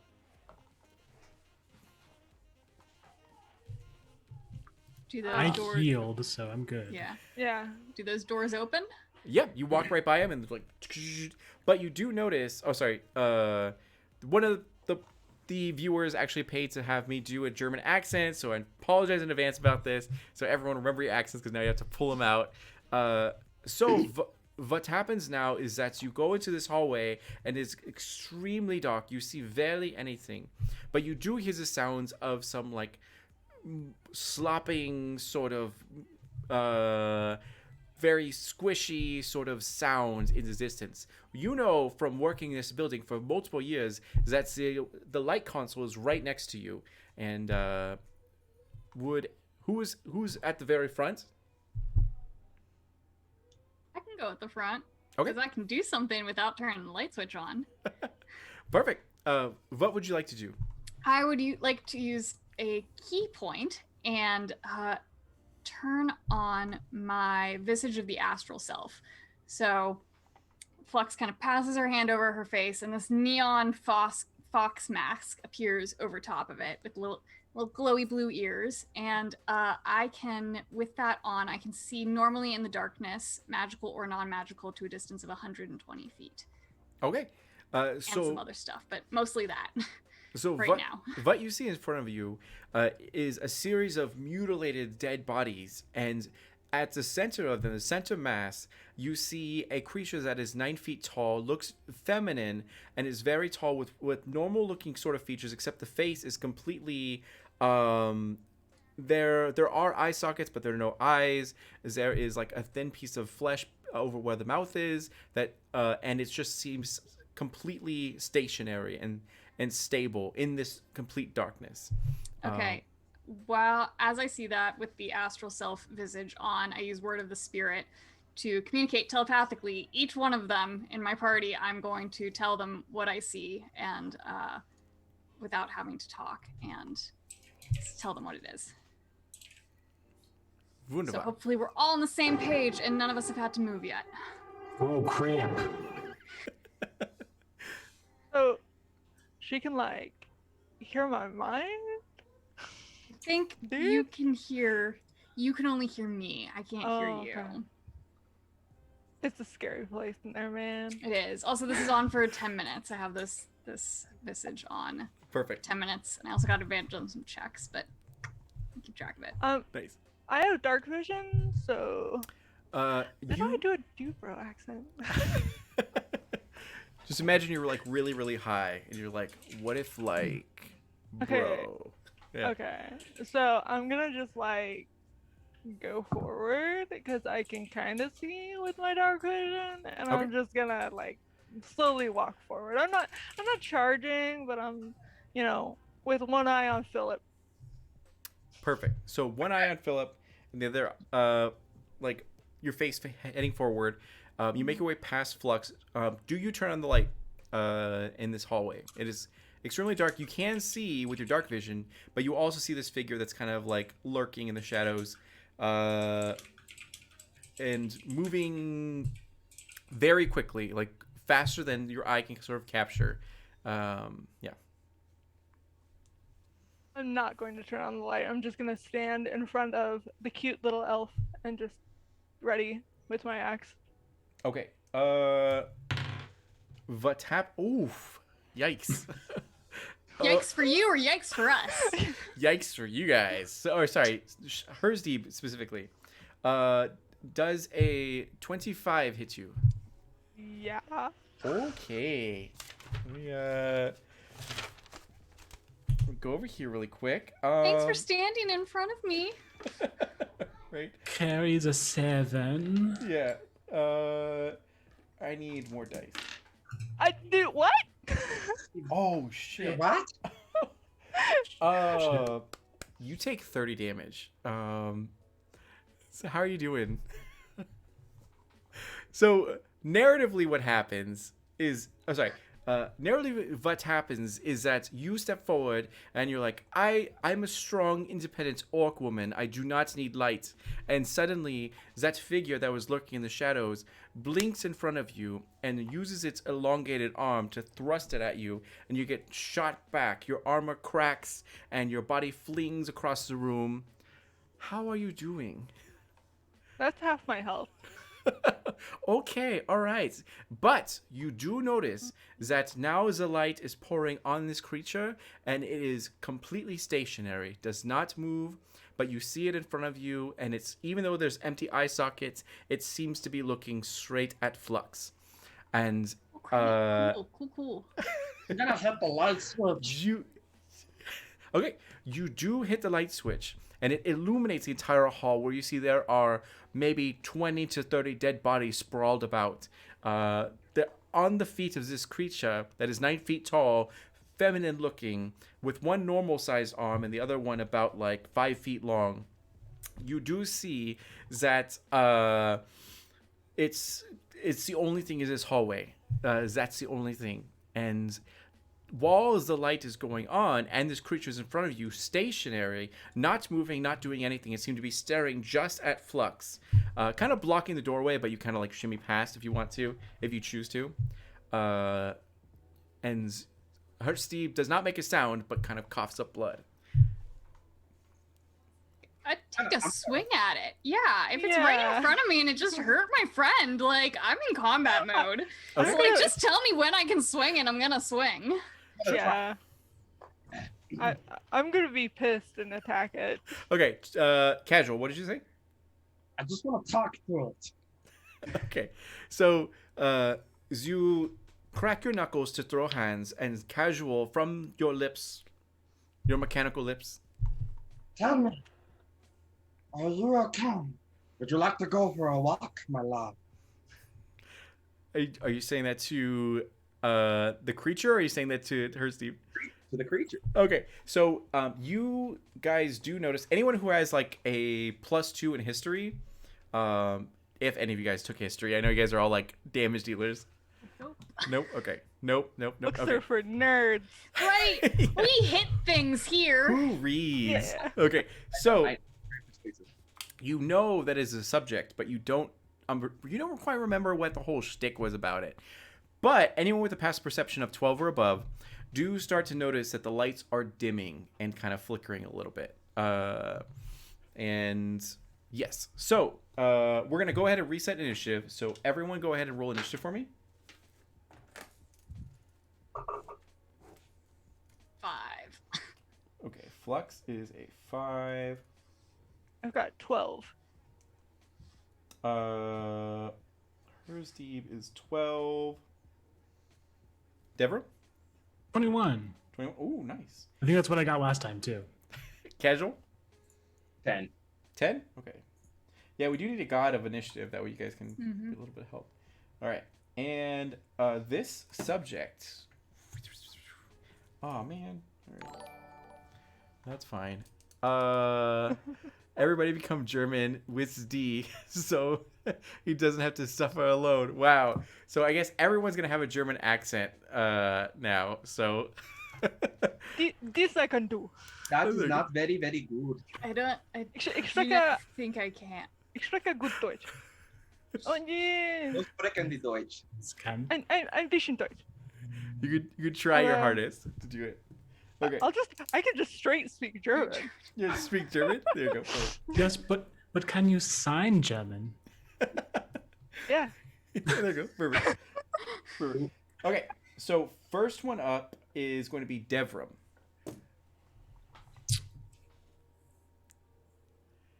What would you like to do?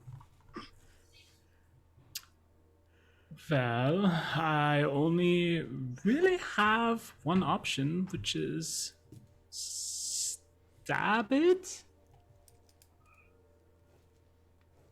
I stab it. Okay, I'm here for it. Gut starten. Ein Moment. Oh, scheiß. Is 13 to hit? No, 9. Nope. 13 nicht gut. Nicht gut.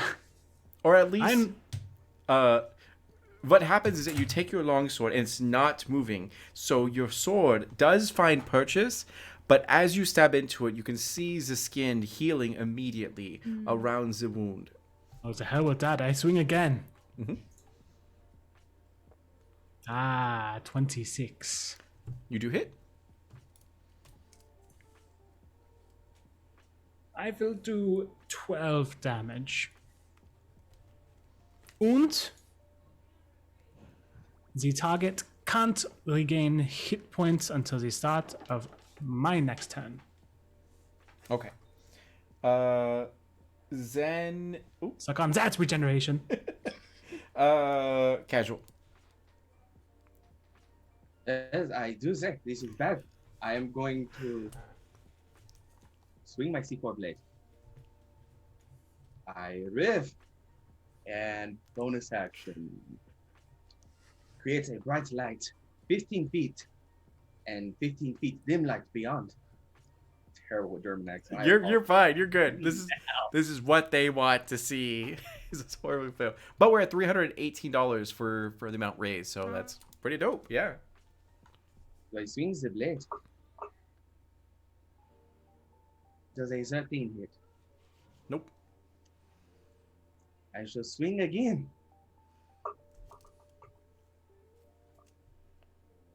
Does a 22 hit? Yes. Ah. Is the creature undead? No. It is 9 slashing.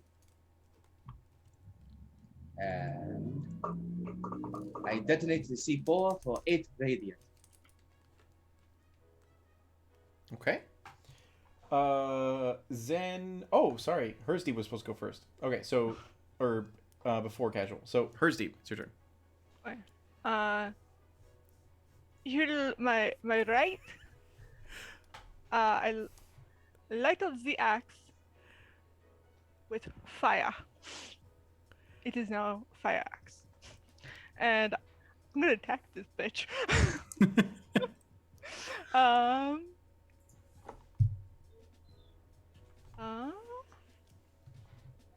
25. Hits for sure. Okay.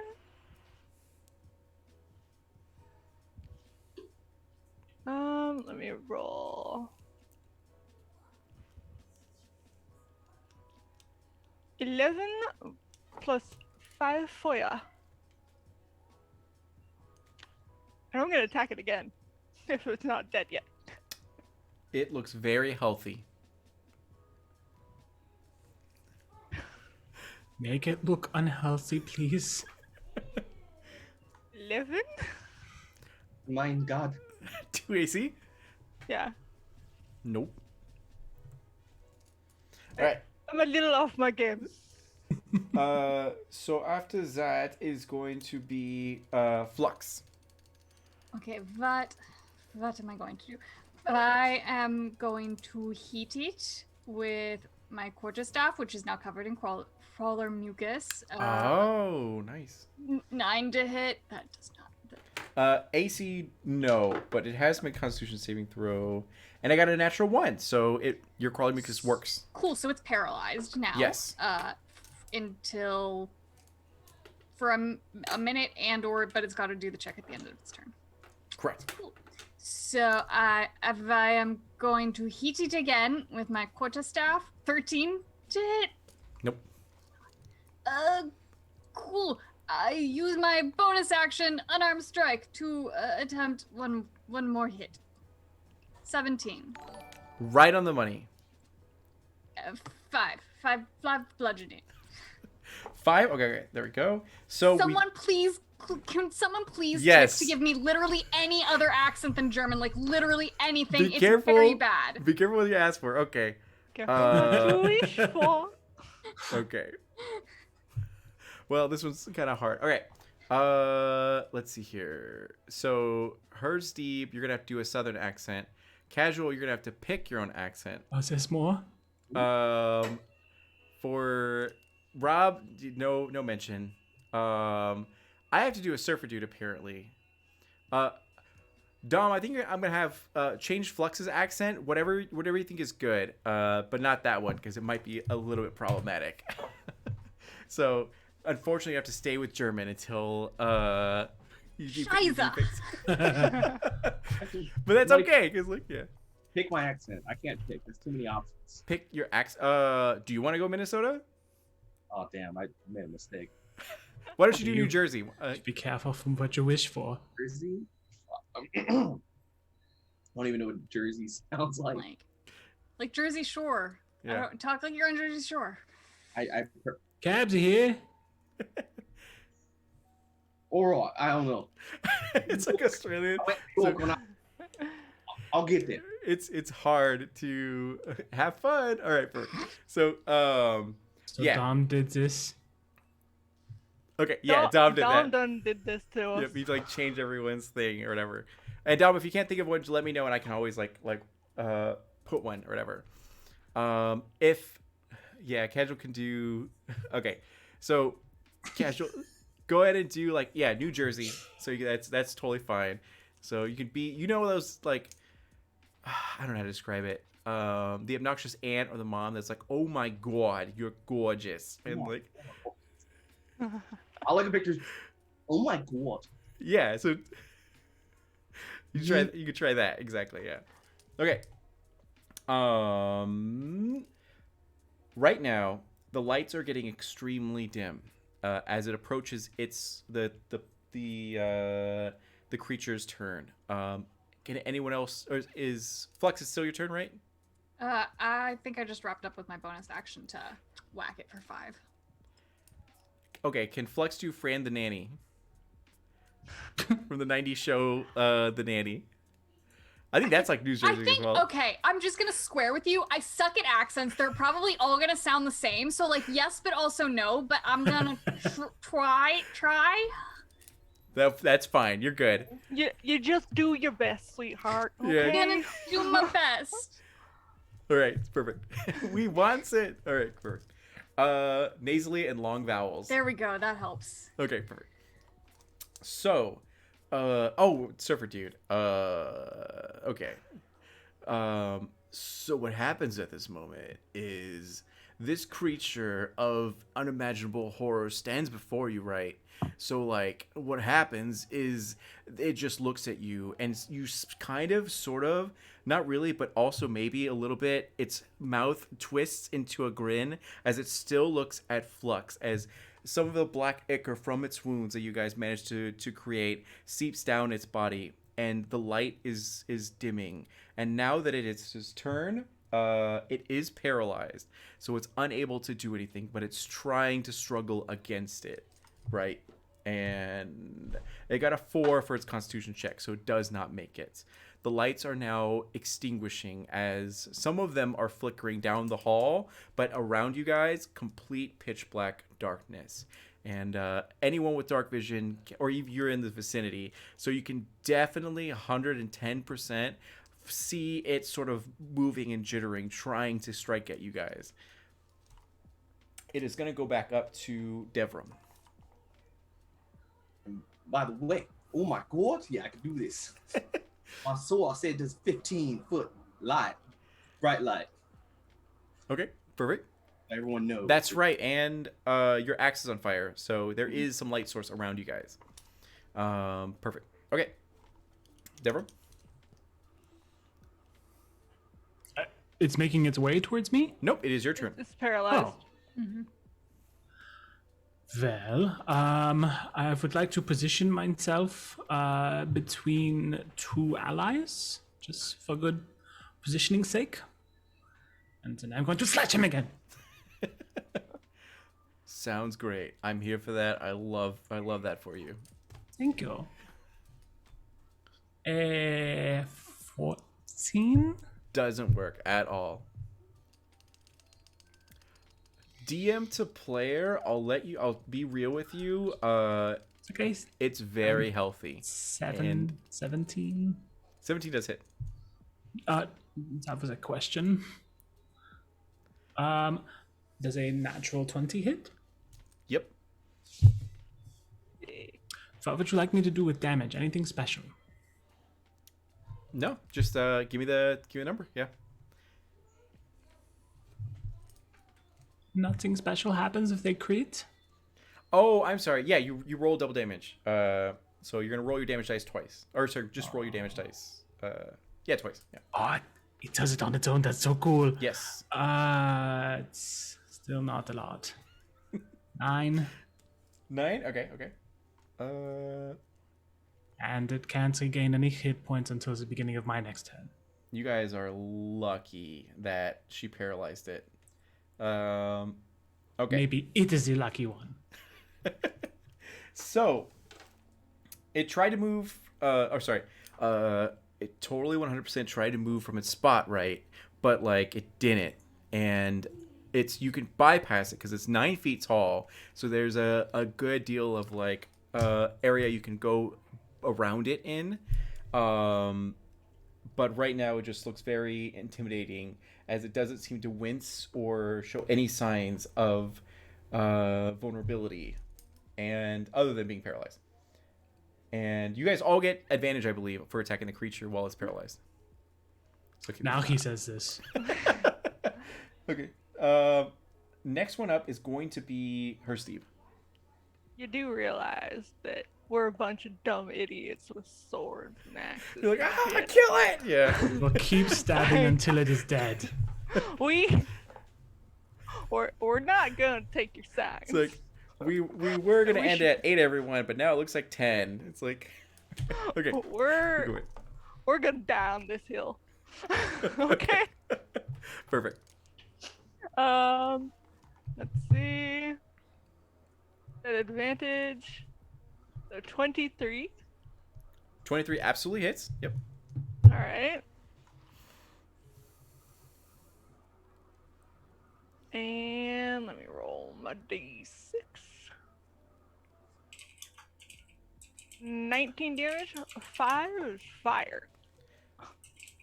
Is it 19 plus 5 or 5 of the 19 is 5? 5 of the 19. Okay. And then I'm gonna hit this bitch again. Okay.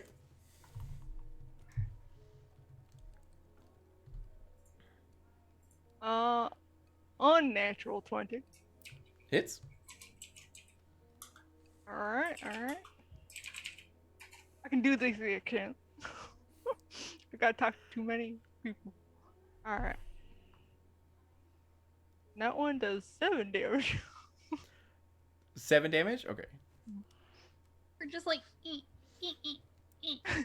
guys are lucky. You're good D&D players. This bitch started it. Okay. Now I'm She gonna did. finish it. And he can't heal until the beginning of her next turn. Yeah. Okay.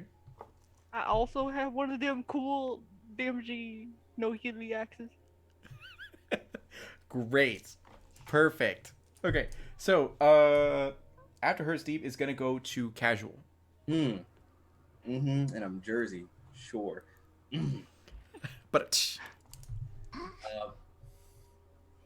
I'm gonna do what any sensible person would do. I'm gonna smack it again. okay.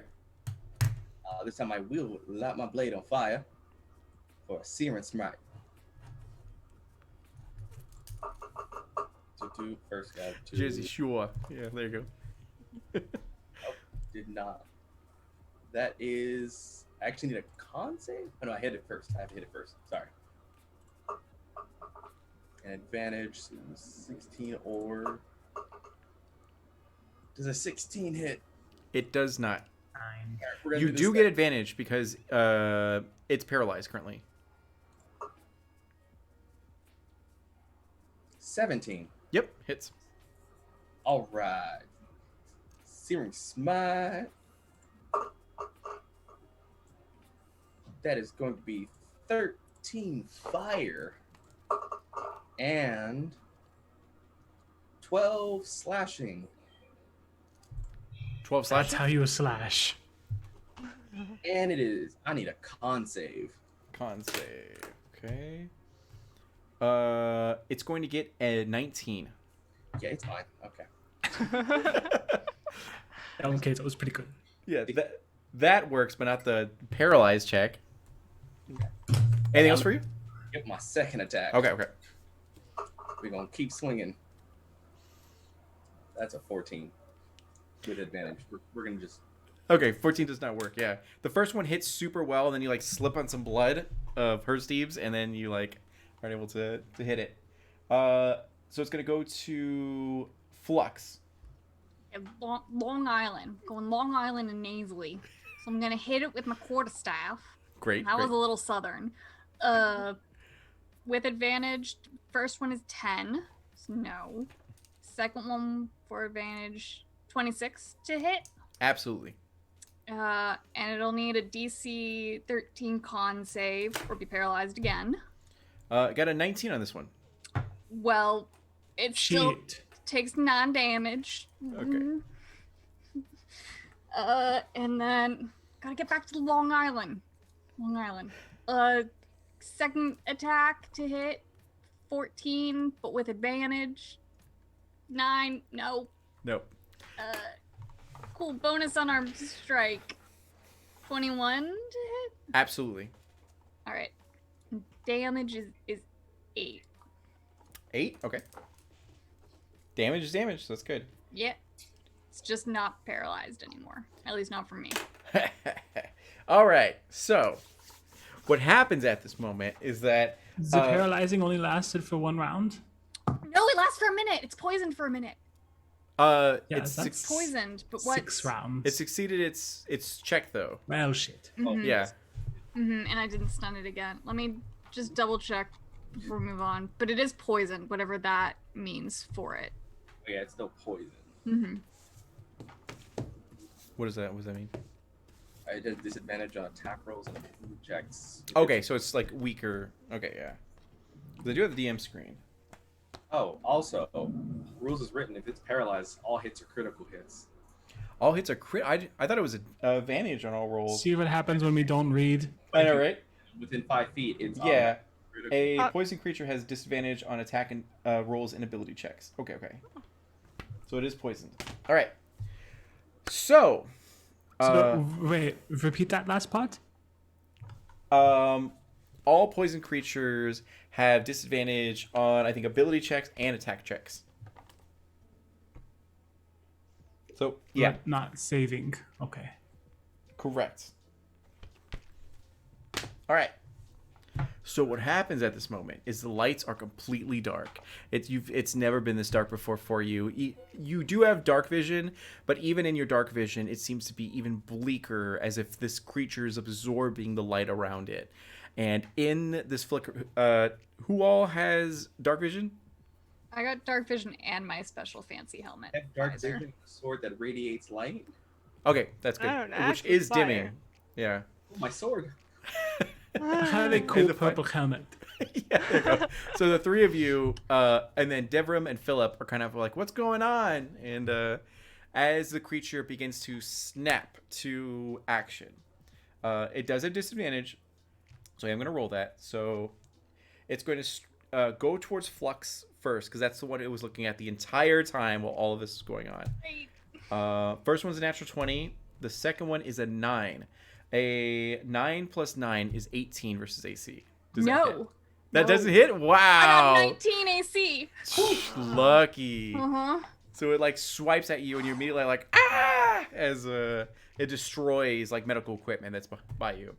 The second attack is going to be against Flux again. 18, 12. So this one is going to be 21 versus AC. Yeah.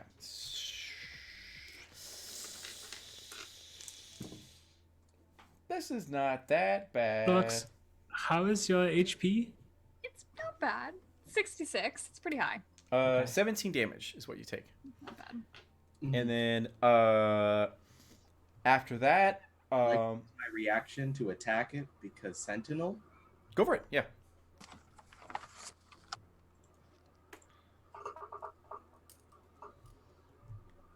Uh, 24 to hit. 24 to hit does hit. Yep.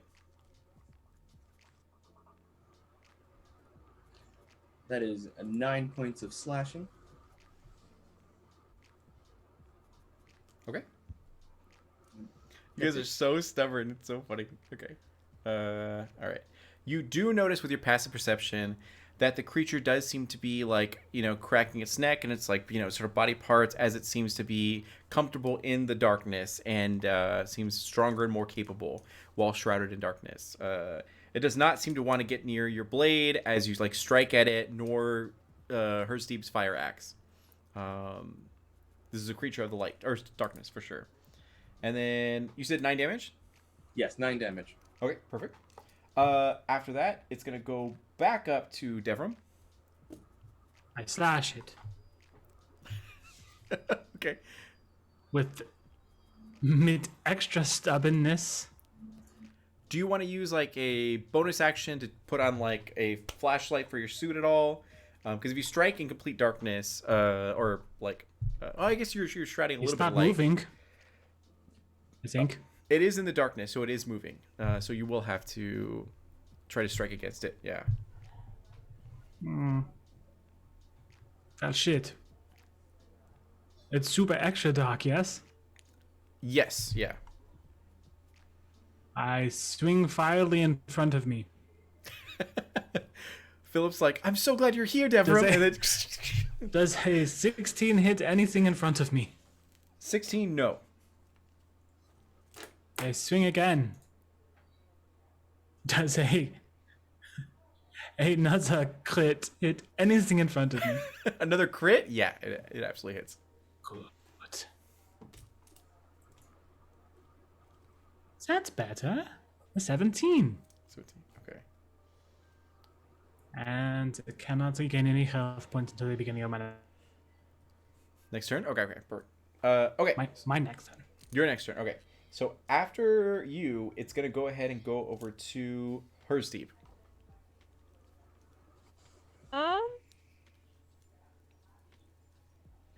It's still looking pretty good? It's looking definitely weaker. It's bloodied, meaning that it's below 50% health. I'm just gonna keep swinging at the damn thing. Okay. It's personal. 23. Does hit? Yep. 9. Alright. Total of 18 damage. Do you 8. need the fire separate? Does it matter? No, it's fine. Okay. The fire on your axe does seem to be dwindling though. It's like reducing. See oxygen. Check on Philip again. He's like dead already. Okay. 18. All right. Perfect. Okay. And second attack. Yeah. Just hang on. I'm reading something.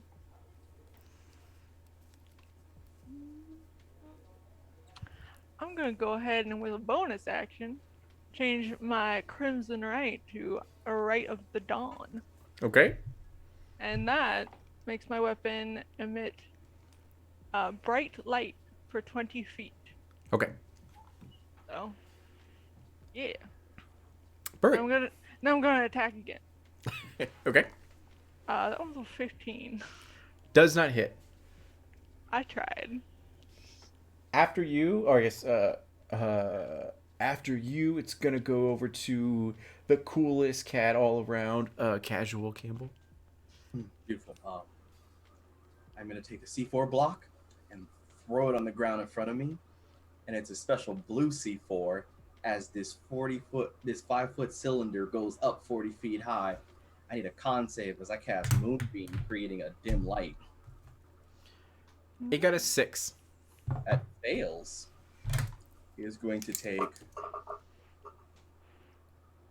8 radiant damage, and it's going to take another damage at the start of its turn. And this is creates a 40-foot dim light cylinder. Okay, perfect. And just radiates, so it illuminates the room and everything. And you saw that before the light was produced from Hurt Steve's fire axe, and also Casual your moonbeam and everything like that. It was moving quite swiftly, and now it's stopped immediately. Now that light is being shown in it. And anything else for you? Oh, that's almost all my spell slots. That's it. Yeah. That's it. Ooh, I'm so sorry to hear that. Okay, and then after that, it's gonna go over to Flux. All right. Oh, accent. Yeah. All right. Long nasally vowels. Okay. I'm gonna keep hitting it with my quarterstaff, because the paralyze. I like that. 25 to hit, Oh yeah. and then it'll need a DC Tubular. 13 con, and it takes 10 damage. This is very southern. I might just slip into southern. What? As long as you try, that's fine. 10 damage. 10 damage, and whatever it got on its con save. Okay. Con save is going to be a 17. Okay, it's not paralyzed yet. And I'm gonna take another whack with my quarterstaff. 16, Does not hit. but do we still get advantage? Cause it's Yes. all right. So one more try at it. 14. Nah. Nope. Okay. All right, and then bonus action, unarmed strike. 21 to hit, Yep. You do hit. and that does 6 damage. It's an unarmed strike every time. I Yep. know. Just can't get that paralyzed back in yet. All right. Would you please describe for me how you murder this creature you weren't supposed to murder? All right. Well, I take I take a swipe with my quarterstaff and whiff it. But as I come around, I just do a little spin kick. And on the background, I kick it with my left leg straight in the head and crack its pretty little neck. And it shatters before your eyes. Oh, so, it like totally, radically, wickedly, awesomely shatters before your eyes in a super cool way. And yeah, all the lights turn on immediately, and it's super bright as you look at this creature as it finally just like kind of twitches and everything, but ultimately just stays down. Philip throws up immediately. Now in front of you is the main hallway with a lot of blood and guts on one end and a clear path to the next area you're supposed to go to on the other end. Would you guys like to proceed or do anything in the meantime? Which path is to the escape pods, and is it It'll a be different the path? the clean path to the left is where your GPS is telling you to go. For the detonation thing too.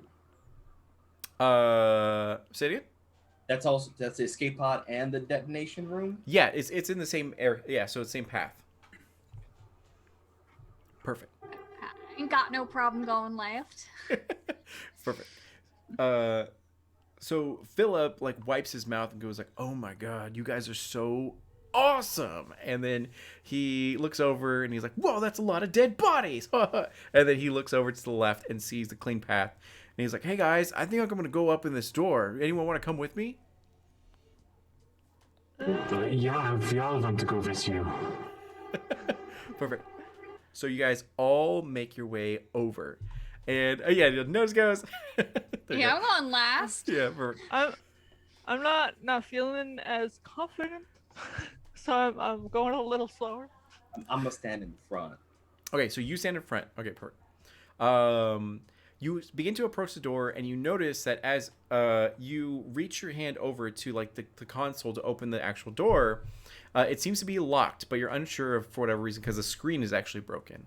With your passive perception, you do feel heat radiating from the other side. Flux, can you do that thing again? Yeah, I pull out my chime of opening, which I brought with me for this specific reason. I I just step slightly to the pull it side. out and just go, ding. It's like, you got it. So as you take out your data pad, you're like, beep, boop, boop, boop. And it's like, and as it opens up, a huge fire explosion greets you as you guys are met with that. That's the heat that was radiating from the door that you like kind of felt a little bit. So Got home alone.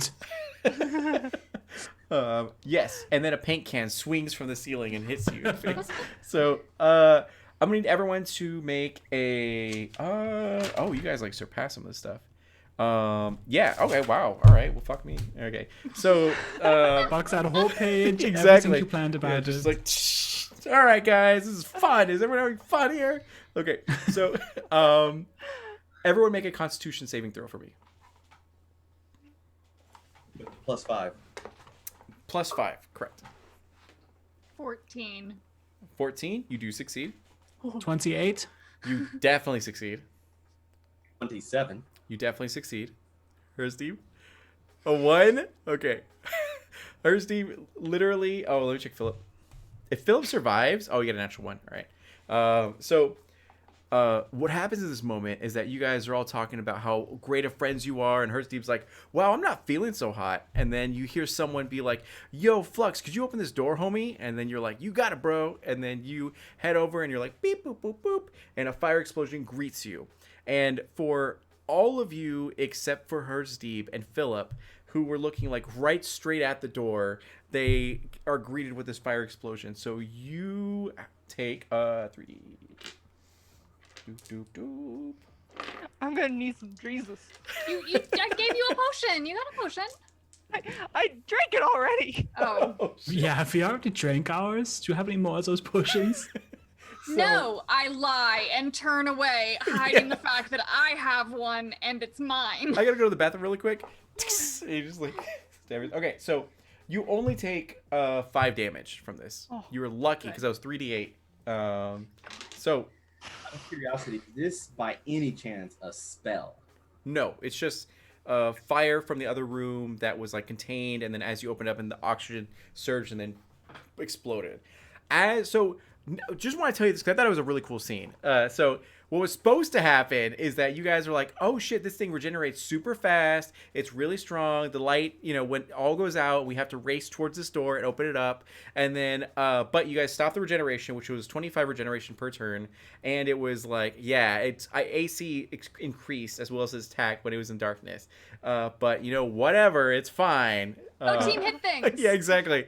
So, Who needs brains when you got brawn? so what happens is that you guys were supposed to open the door, and the fire is just a constant illumination that it like stops it, So, but you guys beat the shit out of it. So whatever, it's fine. I'm not bitter. And We jammed that star-shaped block into the square repeatedly. Like, shattered it. So, It beats. so what happens is that that paragraph doesn't matter. That paragraph doesn't matter. With ease, you make your way through the hall. Your heat shields are barely able to hold on. Wow, Philip only took 5 damage. He has like 11 HP. So he's doing. We love our hot adopted scientist. Right, exactly. Sorry, he's an accountant. So he's from accounting department. That means he's got money. Right. From accounting. Yes. No, it means he knows how to count the money. Yeah. So Me? he's at 6 HP currently. It looks The pretty bean battered. counters probably take a couple beans for themselves too. Yeah. So, what'd you say? He's okay though, right? He's at 6 HP currently. On a scale of 1 to 11, he's at 6. So, what happens is that you guys, with ease, make your way through the hall. Your heat shields activate, protecting you guys in a certain area, protecting Philip. And you guys are barely able to hold on as your heat shields are growing intolerant from this amount of heat. But you do make your way beyond this area and find an area that's not on fire, where you find conveniently a space golf cart. That's kind of like a hover golf cart, and able to contain all of you guys on it. Who would like to drive? I will drive. Okay, perfect. Shotgun. I'm just gonna like flop on the seat, still like bleeding a little. Yeah, just like a back, like little Yeah. cot area where you I'm can just- lay down. I'm exhausted, and I'm just like sitting in the back, like. Blood is trailing from you. Yeah. So what happens at this moment is that you guys, Devram gets in the driver's seat, right? Devram, you're in the driver's seat. Okay, yeah.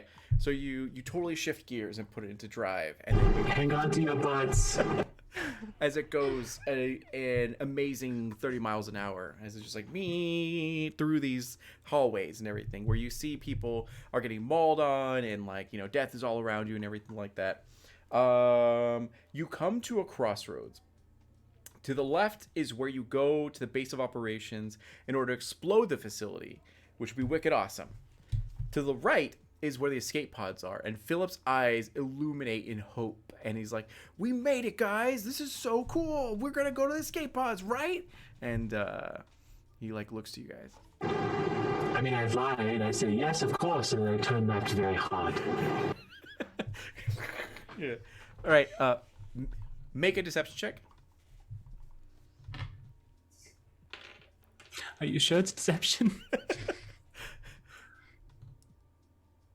So, I have a -1 to deception, but I also rolled a 1.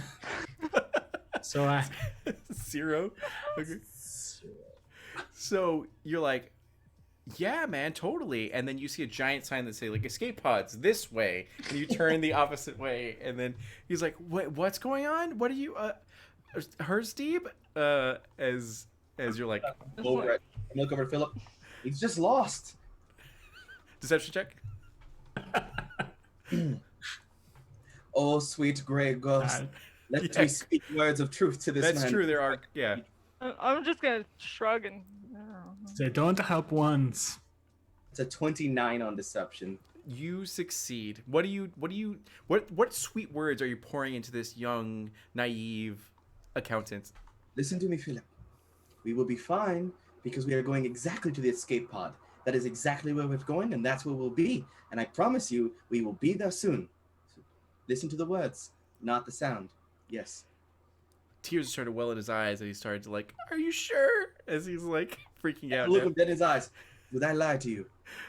You wouldn't, you sexy minx. As he like, He sits in his chair and looks away from the escape pods as it go in distance.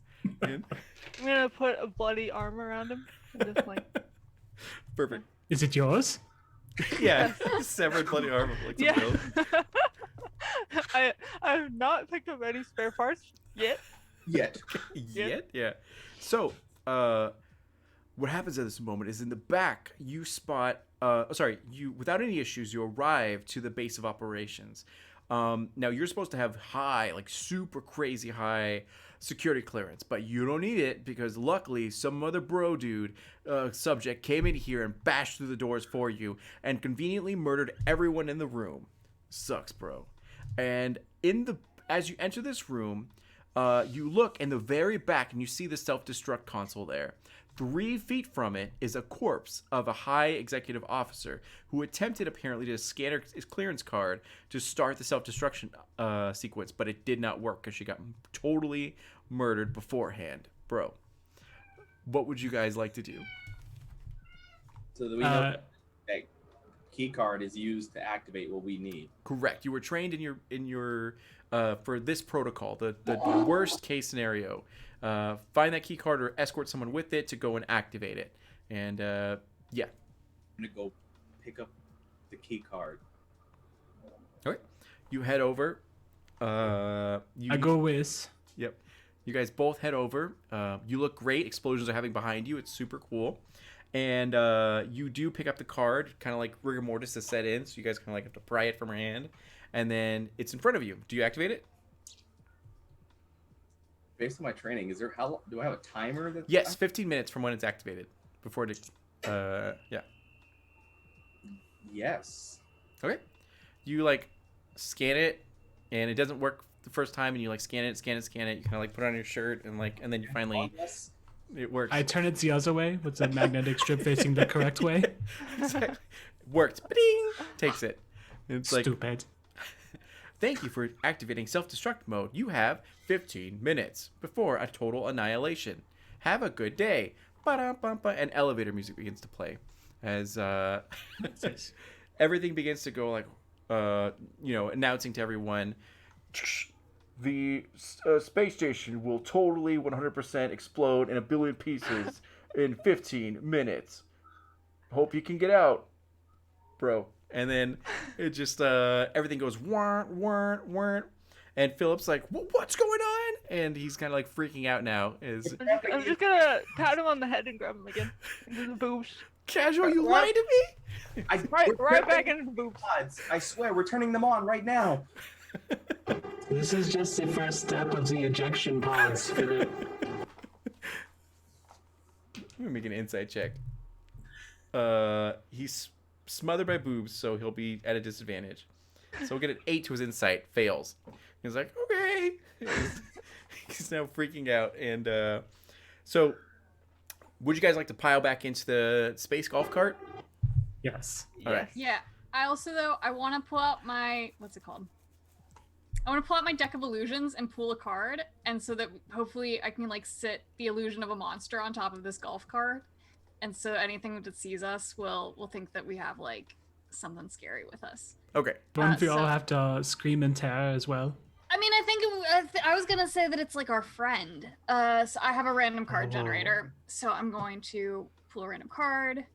I got the 9 of clubs. Pull out my deck of illusions key. 9 of clubs is an ogre. And I'm going to put the card on top of the golf cart. And so it looks like we just got a giant ogre sitting on top of this golf cart. Perfect. So this cruising along with giant, us. like, ton weighing ogre is like on your guys' golf cart as it's like swaying back and forth. As Yep, and I'm hoping that like anything lesser will just get the hell out of our way because they don't want to mess with us plus an ogre. And Philip's like, what's that? As he's Don't like, worry about it. Seriously, Philip, don't worry about it. I'm actually not lying at all. It's not a problem for you. Like, Philip, that's just the second stage of the ejection pods. he like pulls out his employee handbook. He's like, I don't see it anywhere here. And, okay. Special edition. Yeah, special edition. It's new, the revised version. It's updated. Okay. So what happens at this moment is that you guys race towards your destination of the escape pods.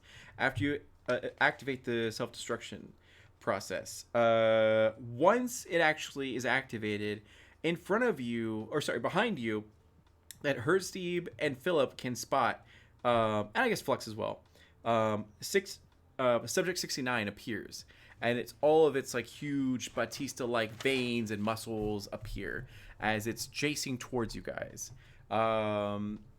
For Rob, I'm gonna need you to make a survival check to whatever you think would justify it. Usually I do animal handling because it's like usually horses. So if you want to substitute that for like a pilot check or something, you can try to do that.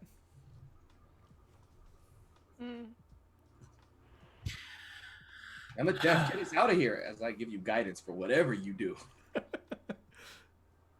You said survival? Survival is the first thing that comes to mind, but usually I do animal handling. But since it's a sci-fi adventure, we can say that's like navigation or piloting or something. It doesn't matter. They're both +1, so survival. Fuck it. Nicht so gut. Ein 6. 6? So Yeah. what happens that you hear the sound of a giant roar from Subject 69, and you hear it like you can feel it galloping towards you guys on all fours, and it like jumps towards you essentially, and you're freaking out, and you kind of like look back or in your rearview mirror, your space rearview mirror, and you do see that this creature is going towards you, and you don't notice that there's actually like a pile of dead bodies that are in front of you that you kind of like are just elevated enough to the point where it clips this sort of vehicle and causes you to spin a little bit. I need everyone to make a dexterity saving throw. Including me? Yes. With a +5. With a +5 because of the aura. 25. 25. Okay, you and Philip are good. 17. 17? And a natural 20 for 25. 20. You're totally fine. Dex, sorry. Devram? I'm 17. You guys are all fine. You do not suffer whiplash. You do not suffer anything like that. As you kind of spin out, and it's emotionally draining, but you guys are ultimately fine. As you course correct and begin to carry forward. Now, 69 takes a moment to like inhale and then exhale out a giant beam. Let's go ahead and do initiative for everyone.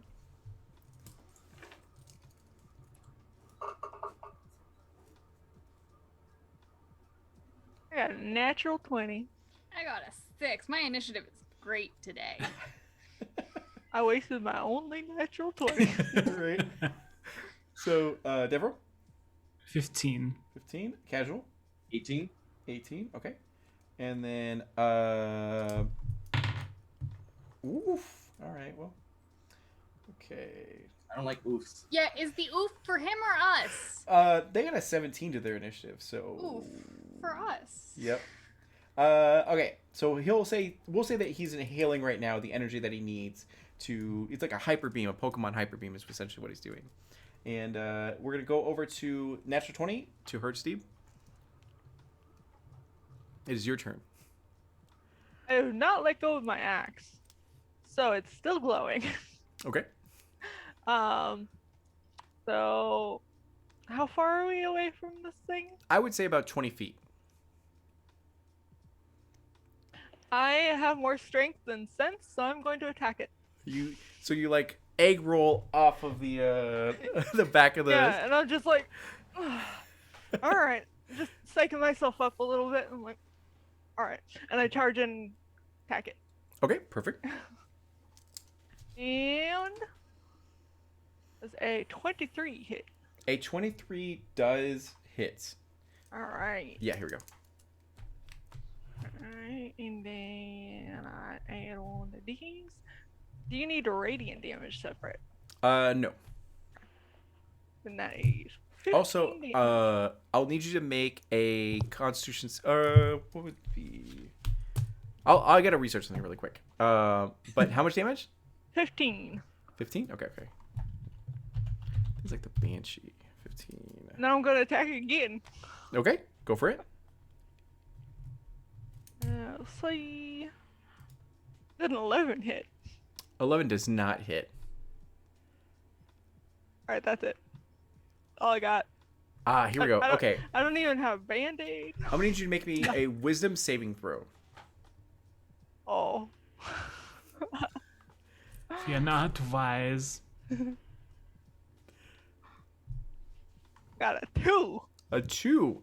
All right, so it has Dumb horrifying bitch, okay? horrifying visage. So after you enter its range, you now realize how terrifying it is. As you see its giant muscles and it's like constantly growing and evolving and everything like that. What happens is that you have become frightened for 1 minute. A frightened target can repeat their saving throw at the end of their turn with disadvantage if Subject 69 is within line of sight. Ending the effect on itself in a success. If the target's saving throw is successful, then you're immune to the horrifying visage for the next 24 hours. So frightened. Let me see what that means, because that's I'm having a cool. real bad day. Frightened creature has disadvantage on ability checks and attack rolls while the source of its fear is within sight. Creature can't willingly move closer to the source of its fear. Correct. I charged him blindly though. You're like, ah! I got in, There you go. Perfect. out, and closer. I'm a little not okay. Okay, so that's you. After that, it's gonna go over to casual. Oh no. Look this way. It's You guys coming. have long range stuff, right? You guys are. long We're range. punchy. We're team beat shit up, okay? And to be very clear with you, you can't. Running is an option. It's one of the things you do. Have Yeah. you met us? Run towards it. Have you met us? Check to see what I do. I'm an idiot. So I'm going to jump off as well. I'm going to slam that timer that's on my chest. I'm going to push into it, adding C4 as it consumes my body, casting Shield of Faith on myself. Okay. And I am going to stay a bit distant, just enough to hers to help out. Yeah. I'm going to need a dexterity saving throw from subject 9. It's going to get an 11. All right, so I'm going to throw a chunk of C4 in the air and take a match and flick it as Sacred Flame hits. Does that say each creature, or is it an area effect, or is it just single target? Just target. Okay, that works. It's just going to be 7 radiant on subject 69. And that is literally all I can do. Any of my training, let me know if this thing is considered an undead, fiend, or fae by chance. What was the distance that you shot that at, or did you get in melee range? I believe I'm only 30. I'm staying. Okay. Aura is. So you're the keeping most your distance dead, from it. Okay. so I'm, When you get like 15 feet in its presence, that's when the horrifying visage will activate. So my range for my aura has to be, so I'm 20 feet from it. Okay, perfect. So after you, it's gonna go over to where are we at? Oh, great! It's subject 69. Perfect. So what happens is that subject 69 sees her Steve in front of him, bloody and pretty wounded, and it's gonna go ahead and give a giant roar before swiping with its slash. So it's gonna be a 23 versus AC. That hits. Hits? All right. Good. Goodbye, world. So that is going to be 9 points of damage. Okay. And then it does its second attack. Oh, The other one's going to be the actual laser that it was charging up and everything. And it's going to shoot. We're going to do this narrative to be nice to you guys. We're going to shoot for the actual golf cart. And it's going to hit and affect it to the point where it just kind of crashes into the sort of wall. But you guys are the mound of dead bodies cushions your actual impact, so you don't take any damage from that. Yeah, This is nice. Exactly. So after their turn, it's gonna go ahead and go over to Devram. It's coming at me.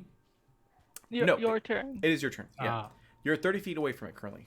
so Zakat is gone, yes? Out of commission. Yeah. I charge the beast. Okay. Perfect. Because I want to be popular also. Are you getting No melee range? bonuses? Yes. Okay. So I'm gonna because we did her Steve's backwards. I'm gonna let you do it backwards as well. So go ahead and for this one turn, you can do everything normally, and then at the end of it, we'll do horrifying visage, and then because this gives you like disadvantage. I don't want you to like lose out on that opportunity. So go ahead and roll normally right now. He's on a good high before he gets in there and realizes what's happening. Yeah, he has some blood in his eyes, and he's like, what did Not he say? yet realized that I fucked up. Perfect. So go ahead and roll for it. That's a 1. A natural one. 1. All right, cool, perfect. So you run towards this creature and you kind of slip on some blood, and you swing wide. So second attack. 22. That hits just barely. What? You heard me. 12 slashing. 12? And Okay. Can't regain any hit points until the beginning of my next turn. Hate that. Suck on that Oh. one. Okay. I mean, I got that too. But I'm later in the rotation. Now I need you to do a wisdom saving throw, and you need to get 15 or higher to succeed. That's okay. I'm very, very wisdomy. Or not. It's a strong 4. You're Nah. not either. You slightly No. you slightly pee yourself as you're like, oh, those are big veins, and yeah. So after that, it's gonna go to our homie Flux. I have nothing ranged, so I am going to do my usual double quarterstaff him As you and like, try to paralyze him. perfect. Okay. So first quarterstaff attack, 19 to hit. Does not hit. Damn. Okay. Second quarterstaff, 11 to hit. Does not hit. Fuck me, I guess. Go ahead and roll a wisdom. Or sorry, you have your. I have my unarmed Yeah, strike. go for it. still. Slap him. Slap him. 12 to hit. Does not work. Okay. So Cool. go ahead and make a wisdom saving throw. You need a 15 or higher to succeed. It was a 17. 17. You do succeed. So you are the only one currently between Hersteve, Devram, and you who can withstand the sight of this. You're like, I've seen worse. And then, and yeah, so you're able to keep your shit together. So With my shit together, I screamed to the group, I think we should just run. He'll explode if we just run. you look back and Philip is like booking it as he's like, as he's, Right idea, Phil. and You you- go get him, Phil. You move that sexy little booty, Phil. You do notice, so you know that Subject 69 is the most terrifying beast of all the test subjects.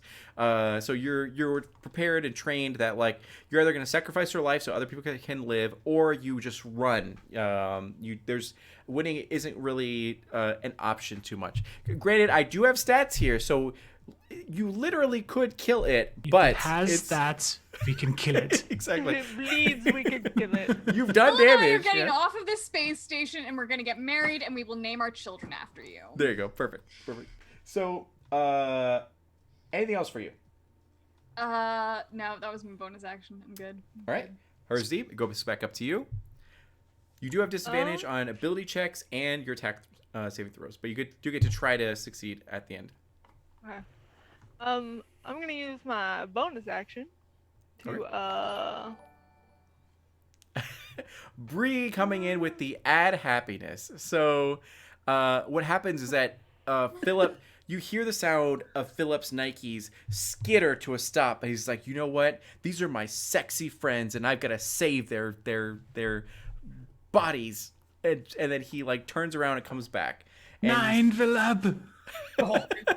He had 6 hit points. That man better have a gun on him. and he's gonna be like, Hersteve, do better than you're currently doing. And your you and Devram's frightened status completely melts as the words of Philip, soothe your soul, and you're like, oh, okay, got it. Do better. Yes. Yep, exactly. do better. Got it. Will do Brianna, better, thank you. They Philip. were in a very desperate situation. Thank you. Still are. All right. Save the sexy friends.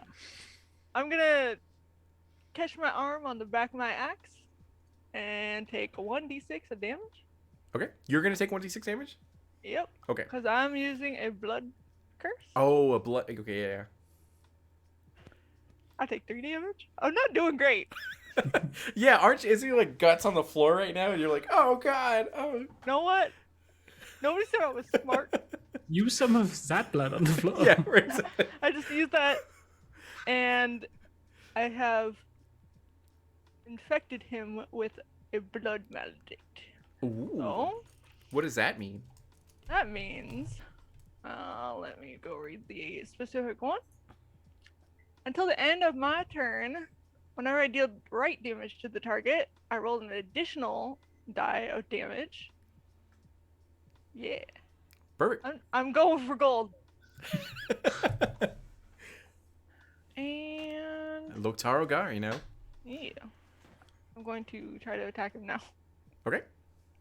Fingers crossed. All right. You need a 21 or higher to succeed. Okay, the first attack didn't. And then I got a 1. So you like cut yourself, and it was just enough blood to make you start getting woozy as you're like, ah, and maybe you did actually hit the creature, but it not enough to like actually do damage. Its hide is too thick for this. Anything else for you? Can I start running? Yeah, you can't move any closer to it, so you can choose to run away. So Okay, I'm gonna start just like accepting that I'm not having a good day. okay, perfect. You're like, yeah, you're limping over. At 13 health, it is sunk in. Perfect. So you're running away from this creature. After that, it's going to go to casual. All right, Casual is finally going to run forward and actually be within melee range of the creature. Same thing as everyone else. I'm going to allow you to. You know what? Because of Philip's inspiring words, you're going to just ignore the frightened status or anything like that. That's So just great. yeah. Because I'm going to miss anyway. Nah, it's fine. It's a 5% chance of a natural 20. Yep. We're gonna roll. Damn it, that's a dirty 20. Second attack is a 1. Okay. Did you ever? So an hour ago or so, Wish Warlock gave everyone a +1 to one of their future rolls. Did you want to pop that right now for your roll? At dirty 20, I'd like to just get that quick one on right Yep. there. You do hit. We are also going to smite this son of a gun as I detonate a massive amount of C4. So that's going to be 21 points of damage. Plus, we're going to just tear this up 3 times. That's a lot of dice. And 9 radiant, because I did not roll well on my smite. 21 plus 9. 21 plus 9, so 30 altogether. Perfect. Okay. That's a good hit. That's definitely a good hit. All right. So anything else for you? Great. Just go. And I'm going to stand my ground as I'm going to like, I'm going to stand there as close to its face as possible. I want it to look at me. I want to hug it. I want it to know to fight You're going me. to chiaotzu it. It's like, get out of here, guys. What do you mean? That's what the timer on my chest is. Right? Okay. Anything else for you? Is crying a free action? It is, yes. Yeah. I'd like to drop a few tears. Okay, perfect. So some oil spills from your actual like ducts. And then okay. It is now subject 69's turn. It looks over to Devram, who is in melee range of it. And he's gonna go ahead and swipe at you for a that's not that good. 9 versus AC. 9. Okay. So then he looks over to Casual and is going to go ahead and strike, which is a 19 versus AC. That'll miss. That'll miss. Okay, perfect. So he's like trying. So as you guys are all like trying to attack him, and noticing that like God damn, my only weakness is Philip's encouraging words. As as he notices that his stick isn't working, he like tries to swipe at Devram, and the shield defends him, and Casual like dodges out of the way of the giant claws and everything like that. Good job, guys. So then it's gonna go over to Devram. It is your turn. I slash it. Okay. Maybe. And remember, you do still have the +1 if you want to pop it. Doesn't matter. Doesn't matter times 2. You're like, nope, that's not working. It's hard to see through tears as you're like, How many people are still with me? Casual and Flux? Flux, yeah, casual, and yeah, you. I hunker in with my teammates and prepare for the fucking. Okay, and So then 69, the fucking, I've seen that. Yep. So, Flux, it is now your turn. Flux says fuck the fucking. She's out of here. She just saw Devrim whiff it, and Casual kind of whiff it, and she just whiffed it too. So she's gonna turn tail, but as she goes, so I'm gonna use my full movement to start booking it after hers Deeb. Yeah. But as I go, I'm going to pull a card from my deck of illusions to try and give it something, another target to hit. Okay. So I'm gonna do my card random thing. It's a King of Spades. Get my equipment list up. Where is it? King of Spades is a priest and 2 acolytes. So the spectral image of a priest and 2 acolytes spring up behind me from this card and take my place in the fucking. Good luck. They don't do shit. They just stand there. But maybe it'll hit one of them instead of you. And I am See how a fucking Yep. works. You- Someone out of here. You do take a free action to like pump your Nikes as you like begin to just like head out of there, and then because your speed is probably like 40 or something like that, right? Or like 45? My speed's 45. okay, now. yeah. And so you probably meet or exceed hers deep as she's like already had a head start, and then I'm only useful in close range, and this sucks. and then Philip kind of like skitters to a halt again. And he's like, "Oh, we're running, we got it!" And then he like turns around and starts like to run with you guys. And then anything else for you? Let me quickly look at my bonus actions to make sure there's nothing else I want to do. You could probably take like the dash action to go your movement speed again if you really wanted to. Yeah, or I can. Yeah, I have Step of the Wind. That will double my jump speed. Perfect. So you like jump forward, and then Gazelle. you find yourself at the actual escape pod console, but the data pad on it seems to be like kind of like broken a little bit. So you're going to need to either fix it or use your anti-DM magic. I'm prepared. I'm prepared to time this or tinker Okay. tool it. Perfect. Probably So- on the next turn. Yeah, you'll have to do that next turn for sure. Yep. And then okay, after that, it's going to go back up to her Steve. Am I close enough to make it in? With your movement speed going full forward, you do meet Flux as you're now right next to her. I'm gonna just, get in the recovery stance and just sit there like this, like just think about my life decisions. Right? You're like, I could have been a dentist. And you're like, Yeah. That's it. okay. I can't help her. I just If you want to, you do have the option to ready an action, so you can say like, if it gets close, I'll swing, or like whatever. So you can keep that in your back pocket. You're like, no, I'm just gonna I'm not mentally quite there yet. fetal position. We'll get Okay. there. After that, it's gonna go to casual. I'm gonna do what any sane person would do. I'm gonna swing this C4 blade. Okay. And miss. And swing again. Oh, 26 to hit. That does hit. That is going to be 15 slashing. 15. Okay. That's. There we go. Perfect. Anything else for you? I would like to continue crying. Okay, perfect.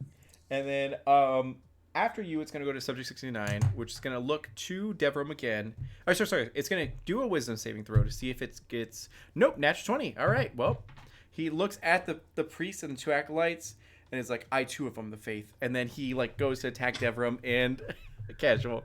So Devrim, he looks at you, and with a 25 versus AC. Hold on. Yes. Let me get these dice really quick.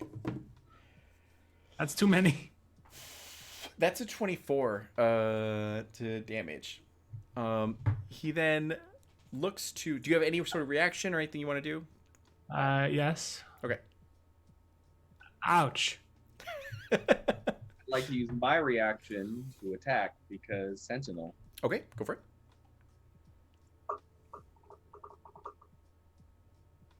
I'd like to just decoratively swing my blade in the air. You're like, oh god, as you like tap him a little bit. Oh. I'm going to use Stone's Endurance. Okay, perfect. Was it like half the damage or something?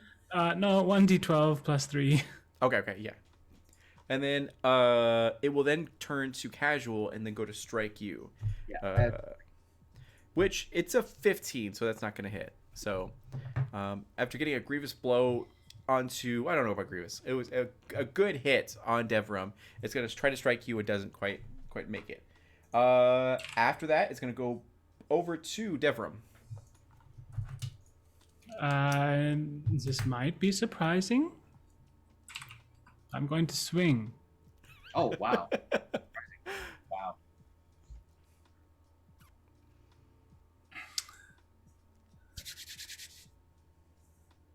$10. Doesn't hit, unfortunately. It chuckles a little bit. It's like 20? Plus the 1? 20 plus 1 does hit. Yep. If you got any weird stuff, pop it all because... Oh, yeah. I will use this weird thing where I swing at him with my normal sword for 13 damage. Perfect. We're here And for he it. cannot regain any health points until the beginning of my next turn. Okay. And if I die, that's never. Real Okay. strat. So, all right. He is not bloodied, by the way. So He will be. after you, it's gonna go ahead and go over to Flux. Oh, right. You said the door. Is it broken or locked? It looks like the door is fine, but the console to open the door is broken. Oh, So, then yeah. I go straight to the door. Yeah, if the door just Okay. has a lock, the chime of opening should open that. So yeah, They're I just like, use beep, one boop, more boop. charge of it, boop it in, and Yep, it opens up, no problem at all. There are 2 escape pods left. Each escape pod can hold 6 people in it, and they're on the left or the right of you. And you go in there. Those consoles are working fine. So yeah, I look at Hertzdeep. So how long do we wait for them? I'm like ready to go and push the button to launch, though. You could open the other doors. That's right, there is another one. I just. like we're gonna close the door just in case. Ding. Because I am looking very, very not good. So. All right. I vote we go on our next turn then. You're gonna hate. Who's Okay, the second one? that's fine. Philip is on watch, trying to check everyone out and be like, "Oh God!" As it goes to Hersteep's turn. What would you like to do? Would you like to crawl into one of the escape pods and like Can put on I your seatbelt? see where Flux has the health potion? I was Can gonna I- say you can. Can I take, see it? Yeah. I Yep. wave my back I'm just pocket gonna- at you with my booty. I'm just gonna grab it and chug it. Okay, you open her fanny pack and then you do pull the stem pack out. You better stand in front of me then, cause like I took some hits too. So Let's see, how much is it? 44 plus 4. Okay. That's not great. That's what I like to hear. Good. it's cool. Look, I'm pushing the escape button on the next turn with Yumi and Philip. Yeah, We're 12 out of health. here. 12 health. All right. Hey, that's more than. No, that's not enough for me to get ballsy again. Okay. Or is it? But I am going to activate the jet boots I've got. So I'm like flying now, and I'm ready to dive out there. I'm thinking about it. I hold my axe, and I'm just like, Like, maybe. mm. All right. I jet boots this whole time. After that, it's gonna go to casual. I'm gonna follow an example of a friend. I'm going to swing. Okay. Right? And With your passive perception, you do realize they are at the escape pods, and Philip's like, "Casual, hurry!" yeah, I rolled an 8 Fuck you, Philip. Coward. Yeah. and a 14. I'm swinging. I'm not hitting. I did say I was gonna swing with my weapon. I didn't say I was gonna hit with my weapon. Perfect. Okay, you do swing wildly, and it looks cool. If it would look cooler if you hit something, but it does look pretty cool. So after Cool that, flourishes and shit. exactly, throwing the blade up in the air, catching it behind his back, and everything. So all right, It's going to be subject 69 as it looks to Devram, and it goes to strike at you. For that's 22 to AC. Yeah, that'll hit. You hear those dice? Like, great. Just rolls in. So it's going to be 11, 18, so 19 damage you're going to take. And then it looks over to casual, and that's to hit it go for it. Go for it. for 22 to hit. That does hit. Go for it. 16 damage. 16. Nice. It is now bloodied. There we go. Stick and move. Yeah. For this hit, it was the prepare. Perfect. So then you do stab it in the nipple, and then it kind of like looks to you, and then it is a natural 20 on you. As it goes to strike you. Well, is it actually a natural 20? It is actually a natural 20. I will use something that was very specific up until this point. You're like, wait, hold on, everyone, wait, and then you search through your stuff. It should be in the feats section, I think. 9. Right. Guardian Emblem. 3 charges. When you or a creature you conceive within 30 feet of you suffers a critical hit while you are wearing the armor or wielding the shield that bears the emblem, which I am, you can use a reaction to spend 1 charge to turn the critical hit into a normal hit instead. Fine. All right. So what's the hit then if it's normal? Still pretty bad. Probably like a 28, a 32, a 35. It is a... You're right. It is a 20. Yeah, so 20 damage you take. See, it would have been 40. So what was it to hit me? To hit you. I'm sorry. It was a 26 to AC. Damn. Ah. Yep. That close, guys. Oh, wait. No, Shield of Faith is a... No, it misses. Oh. Cloak Protection only did +1. On a crit? Well, because it'd be making a normal hit, 26, because Shield of Faith. Oh. No, it meets it. Never mind. Meets it? Okay. Yeah, So, yeah, you take the 20 points of damage, and then after that, it's going to go over to Devram. Defeat my concentration. All right, Devin. A swing. You're like, you see this hill? I'm dying on it. We're halfway there. Just like a couple. How much time we got left? 3 minutes, 30 seconds? 19. All right, got this. And a 25. 19, 25. 25 does hit. 7 slashing damage, can't regain hit points until the beginning of my next turn. So slashing. If someone wants to add happiness, it could help them. Just saying. So that's... We see our parents before we die. Yeah, exactly. We are happy. They get you. They just sever your head off. It's painless. It's a painless death. After Devram, it's gonna go to Flux. Background bonus action. I am second winding to regain some hit points. Okay, sounds good. And then so Flux, you are hovering over the panel. You're hearing the sounds of carnage happening just like 40 feet away from you. What is going through your mind? How much time has passed since we hit that self-destruct button? I'm going to say probably like 12 minutes. So there are like 3 minutes left. I am so useless in this situation because I really can only hit from like 5 feet away. Same. Throw Here's your deep. shoe. All of Yeah, hair's deep. Phil, you want to go? We got 3 minutes. There's another escape pod. Phil kind of looks at everyone. Go for it. Okay, I'm going.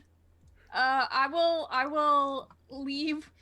I will toss my chime of opening out the door though, just in case on the off chance they manage to succeed, they can open the other pod door and like do some stuff. That's a very nice item. Don't waste it. You're like, bye, as you take out your Bye. sunglasses and put it Yeah. on. So are Steve and Phil with me or am I going alone because self-preservation? Philip will look around and he goes, I'll go with you, as he like throws in and like straps in, and then he looks at her. Steve's like, sorry. So, because my background is soldier, Mhm. I'm more of the leave no man behind. Okay. So I'm gonna dive out. Okay, so you're gonna go back into the fray. Perfect. So I'm gonna. Because my background is urban bounty hunter. I am so out of here. You're like bye. So. Bye. Yeah. So Philip and Flux have left the area, and it's just like. Send help if we can. Bye. On coordinates, there's like a little like snack bar there, and some like water bottles that are like pretty nice, and the seats are comfortable. And Just wink at Phil. yeah, there you go. We made it. Yep. And then okay, so after that, it's gonna go back up to Hertzstein. Narratively, I can just say that you're immediately right at the subject 69, if you'd like. Has it been like advancing? Or are they like holding a spot? They're pretty or- much holding him. It's like a stalemate, Okay. essentially. Yeah. I'm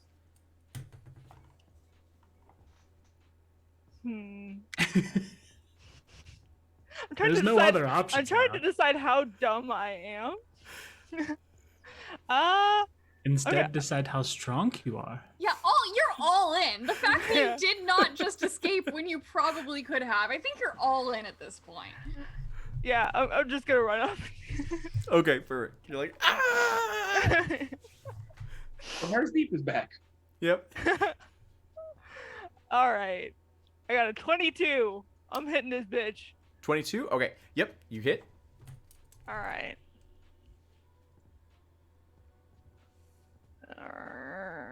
That's not great. 7 damage, and I'm gonna attack it again. 7 damage. Okay. And that one did not hit. Okay. After that, it's gonna go. Can't regain hit points until the beginning of her next turn. Yeah. After that, it's gonna go to casual. I'm going to use the mighty spell attack with sword. Go for it. Great spell. You know.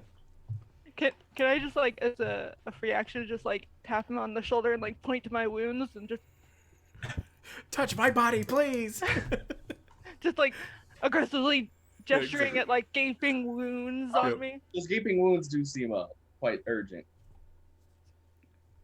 Okay, I will use an alternative action. I will, as you tap me up, I'll just tap you back really hard on the wound, Slap her. Just like.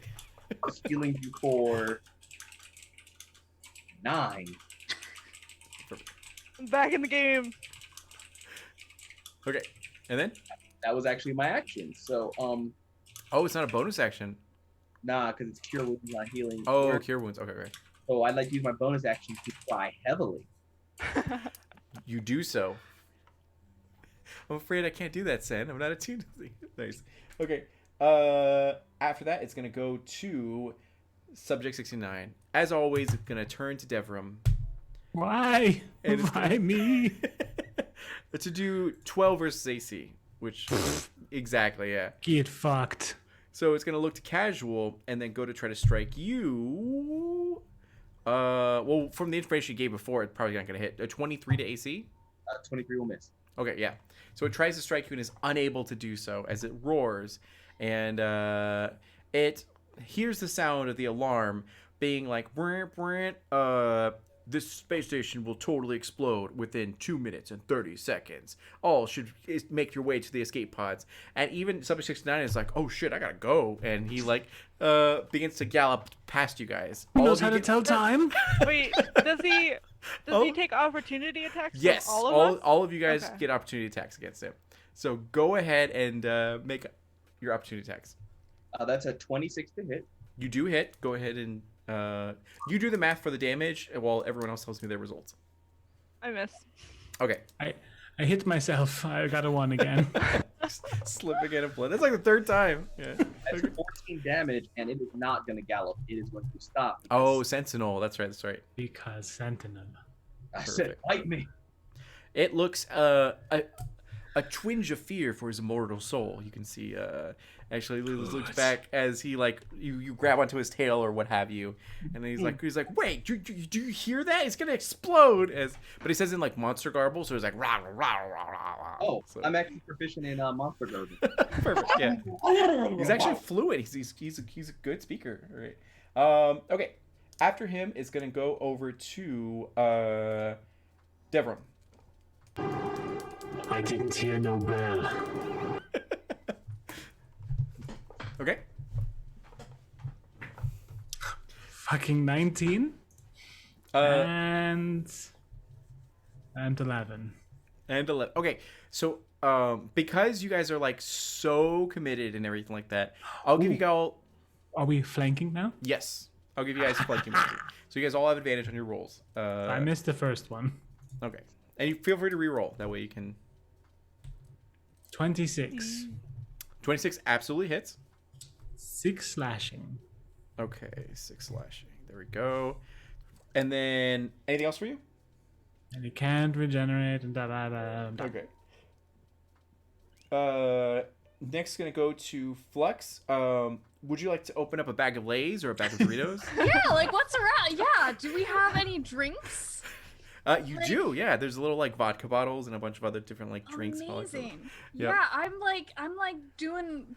serving Phil, doing the whole stewardess routine and like kind of like looking out the window every now and then, but like See how it's going? Yeah, it's like it looks like they have 2 minutes left. tried. I'm like getting ready to call my bosses, getting ready to fake cry and be like, I tried so hard to save them. There's nothing I can do. Yeah. There literally was nothing I could do. It was like impossible for me to hit this dude. Yeah, it's fine. Yeah. I didn't know that you guys were all gonna pick melee, which is it's cool. It's fine. I'm here for it. Yeah, Phil and I are getting cozy. Perfect. And he's like, I feel kind of bad, but God, it's like such a nice, like I think this is the most comfortable ship I've ever been in. And it's almost like we had like 7 rounds of combat to not do that, and so I don't feel too bad. Right. And then okay. I don't get paid enough. I'm not sure I'm getting paid at all after all this. That's true. You guys are salary, so. So enjoy your mini vodka while it lasts, Phil. We're unemployed. So after you, it's gonna go back up to Hersdeep. Alright. So I get an advantage? Correct. Advantage on all attacks. Okay. I'm just gonna do a regular blood curse this time. No cutting. I'm past that part of my life. So let's see. I'm going to do the bonus action. So it's going to take extra damage when I deal right damage. So roll advantage. Neither of those hit. Alright, second attack. I fucking suck. There we go. Got one? Okay, perfect. Yeah, I got one. Okay. Okay. Let me roll that. If you have any big attacks, I recommend doing it. I have beat him in the face with my axe. Okay, sounds good. Mm-hmm. Alright, so... We ain't wizards, D'Angelo. We're simple fighting folk. And at this, We just have lots of attacks each turn. At this time, Flex is like, "What's this in my pocket? Oh, that assassin's blood." Oop. And they're just gonna like. It wouldn't have done much. It only does 1d6 damage. 6d12. No. Oh, just 1d6? It does 6 or 1d12. Oh, I read it Yeah. wrong then. Okay, I'm sorry about that. Yeah. No, it's cool. No, because I thought about it. I was like, I could shove this down his throat, and then I was like, I will die. Yep. I deal 18 damage. 18 damage? Okay, perfect. Good. It's looking very weak and bloody as you see a lot of its flesh is torn and like just complete bleeding, some yellow sort of ichor from its wounds, and it's like, guys, we're gonna die. We're all gonna. It can fit 6 people. I can take up 2 seats. It's fine. We can all survive. And after that, it's gonna go to casual. Got it. I'm going to use my most powerful spell. Swing with my left hand. Yeah. He was switch hitting the whole time. Yeah. Time to go into my real attack. Yeah. Take the weights off of your arms and hit him for real this time. That's a 21 to hit. Does hit? That's right. Okay, I got scared. 17 points of damage. Perfect. Second attack. Natural 20. Good. Very much needed.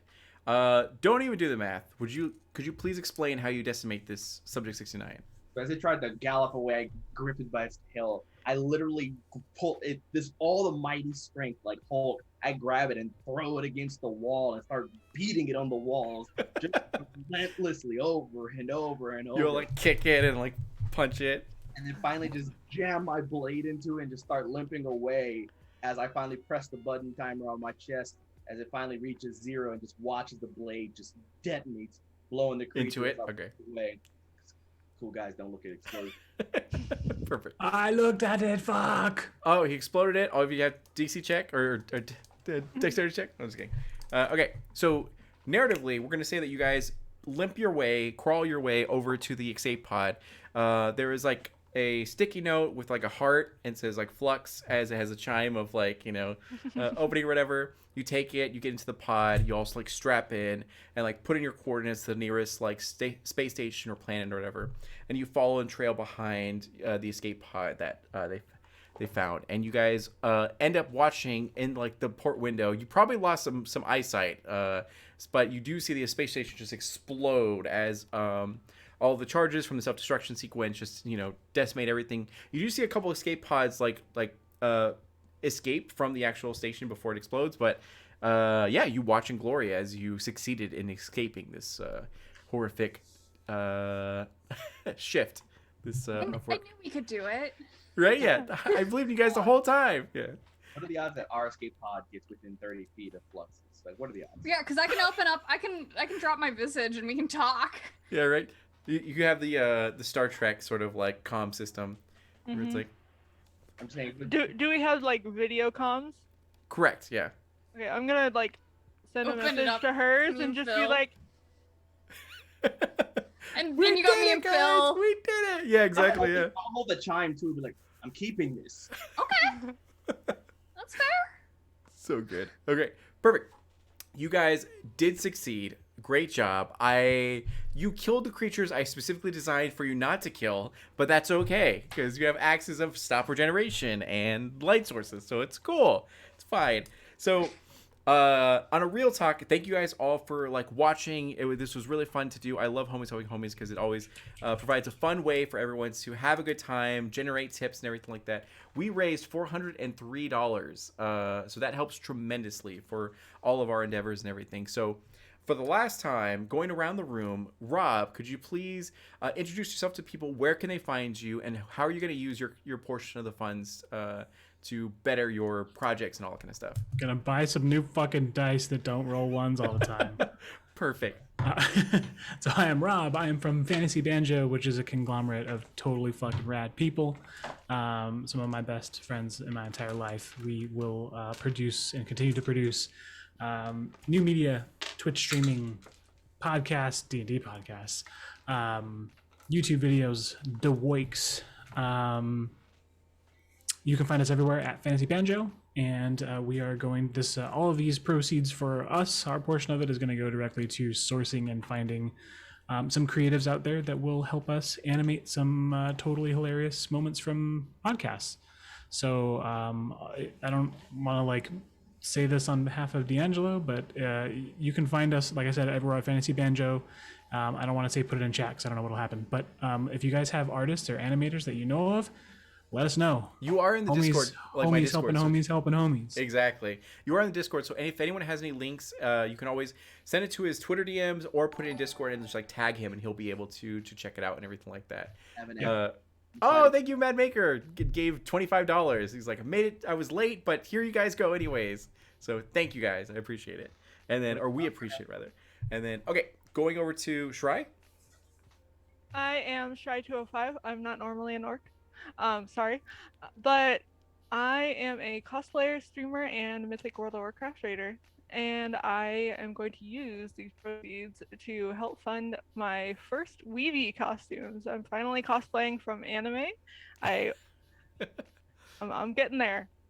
Been a weave for a long time, but I'm finally doing it.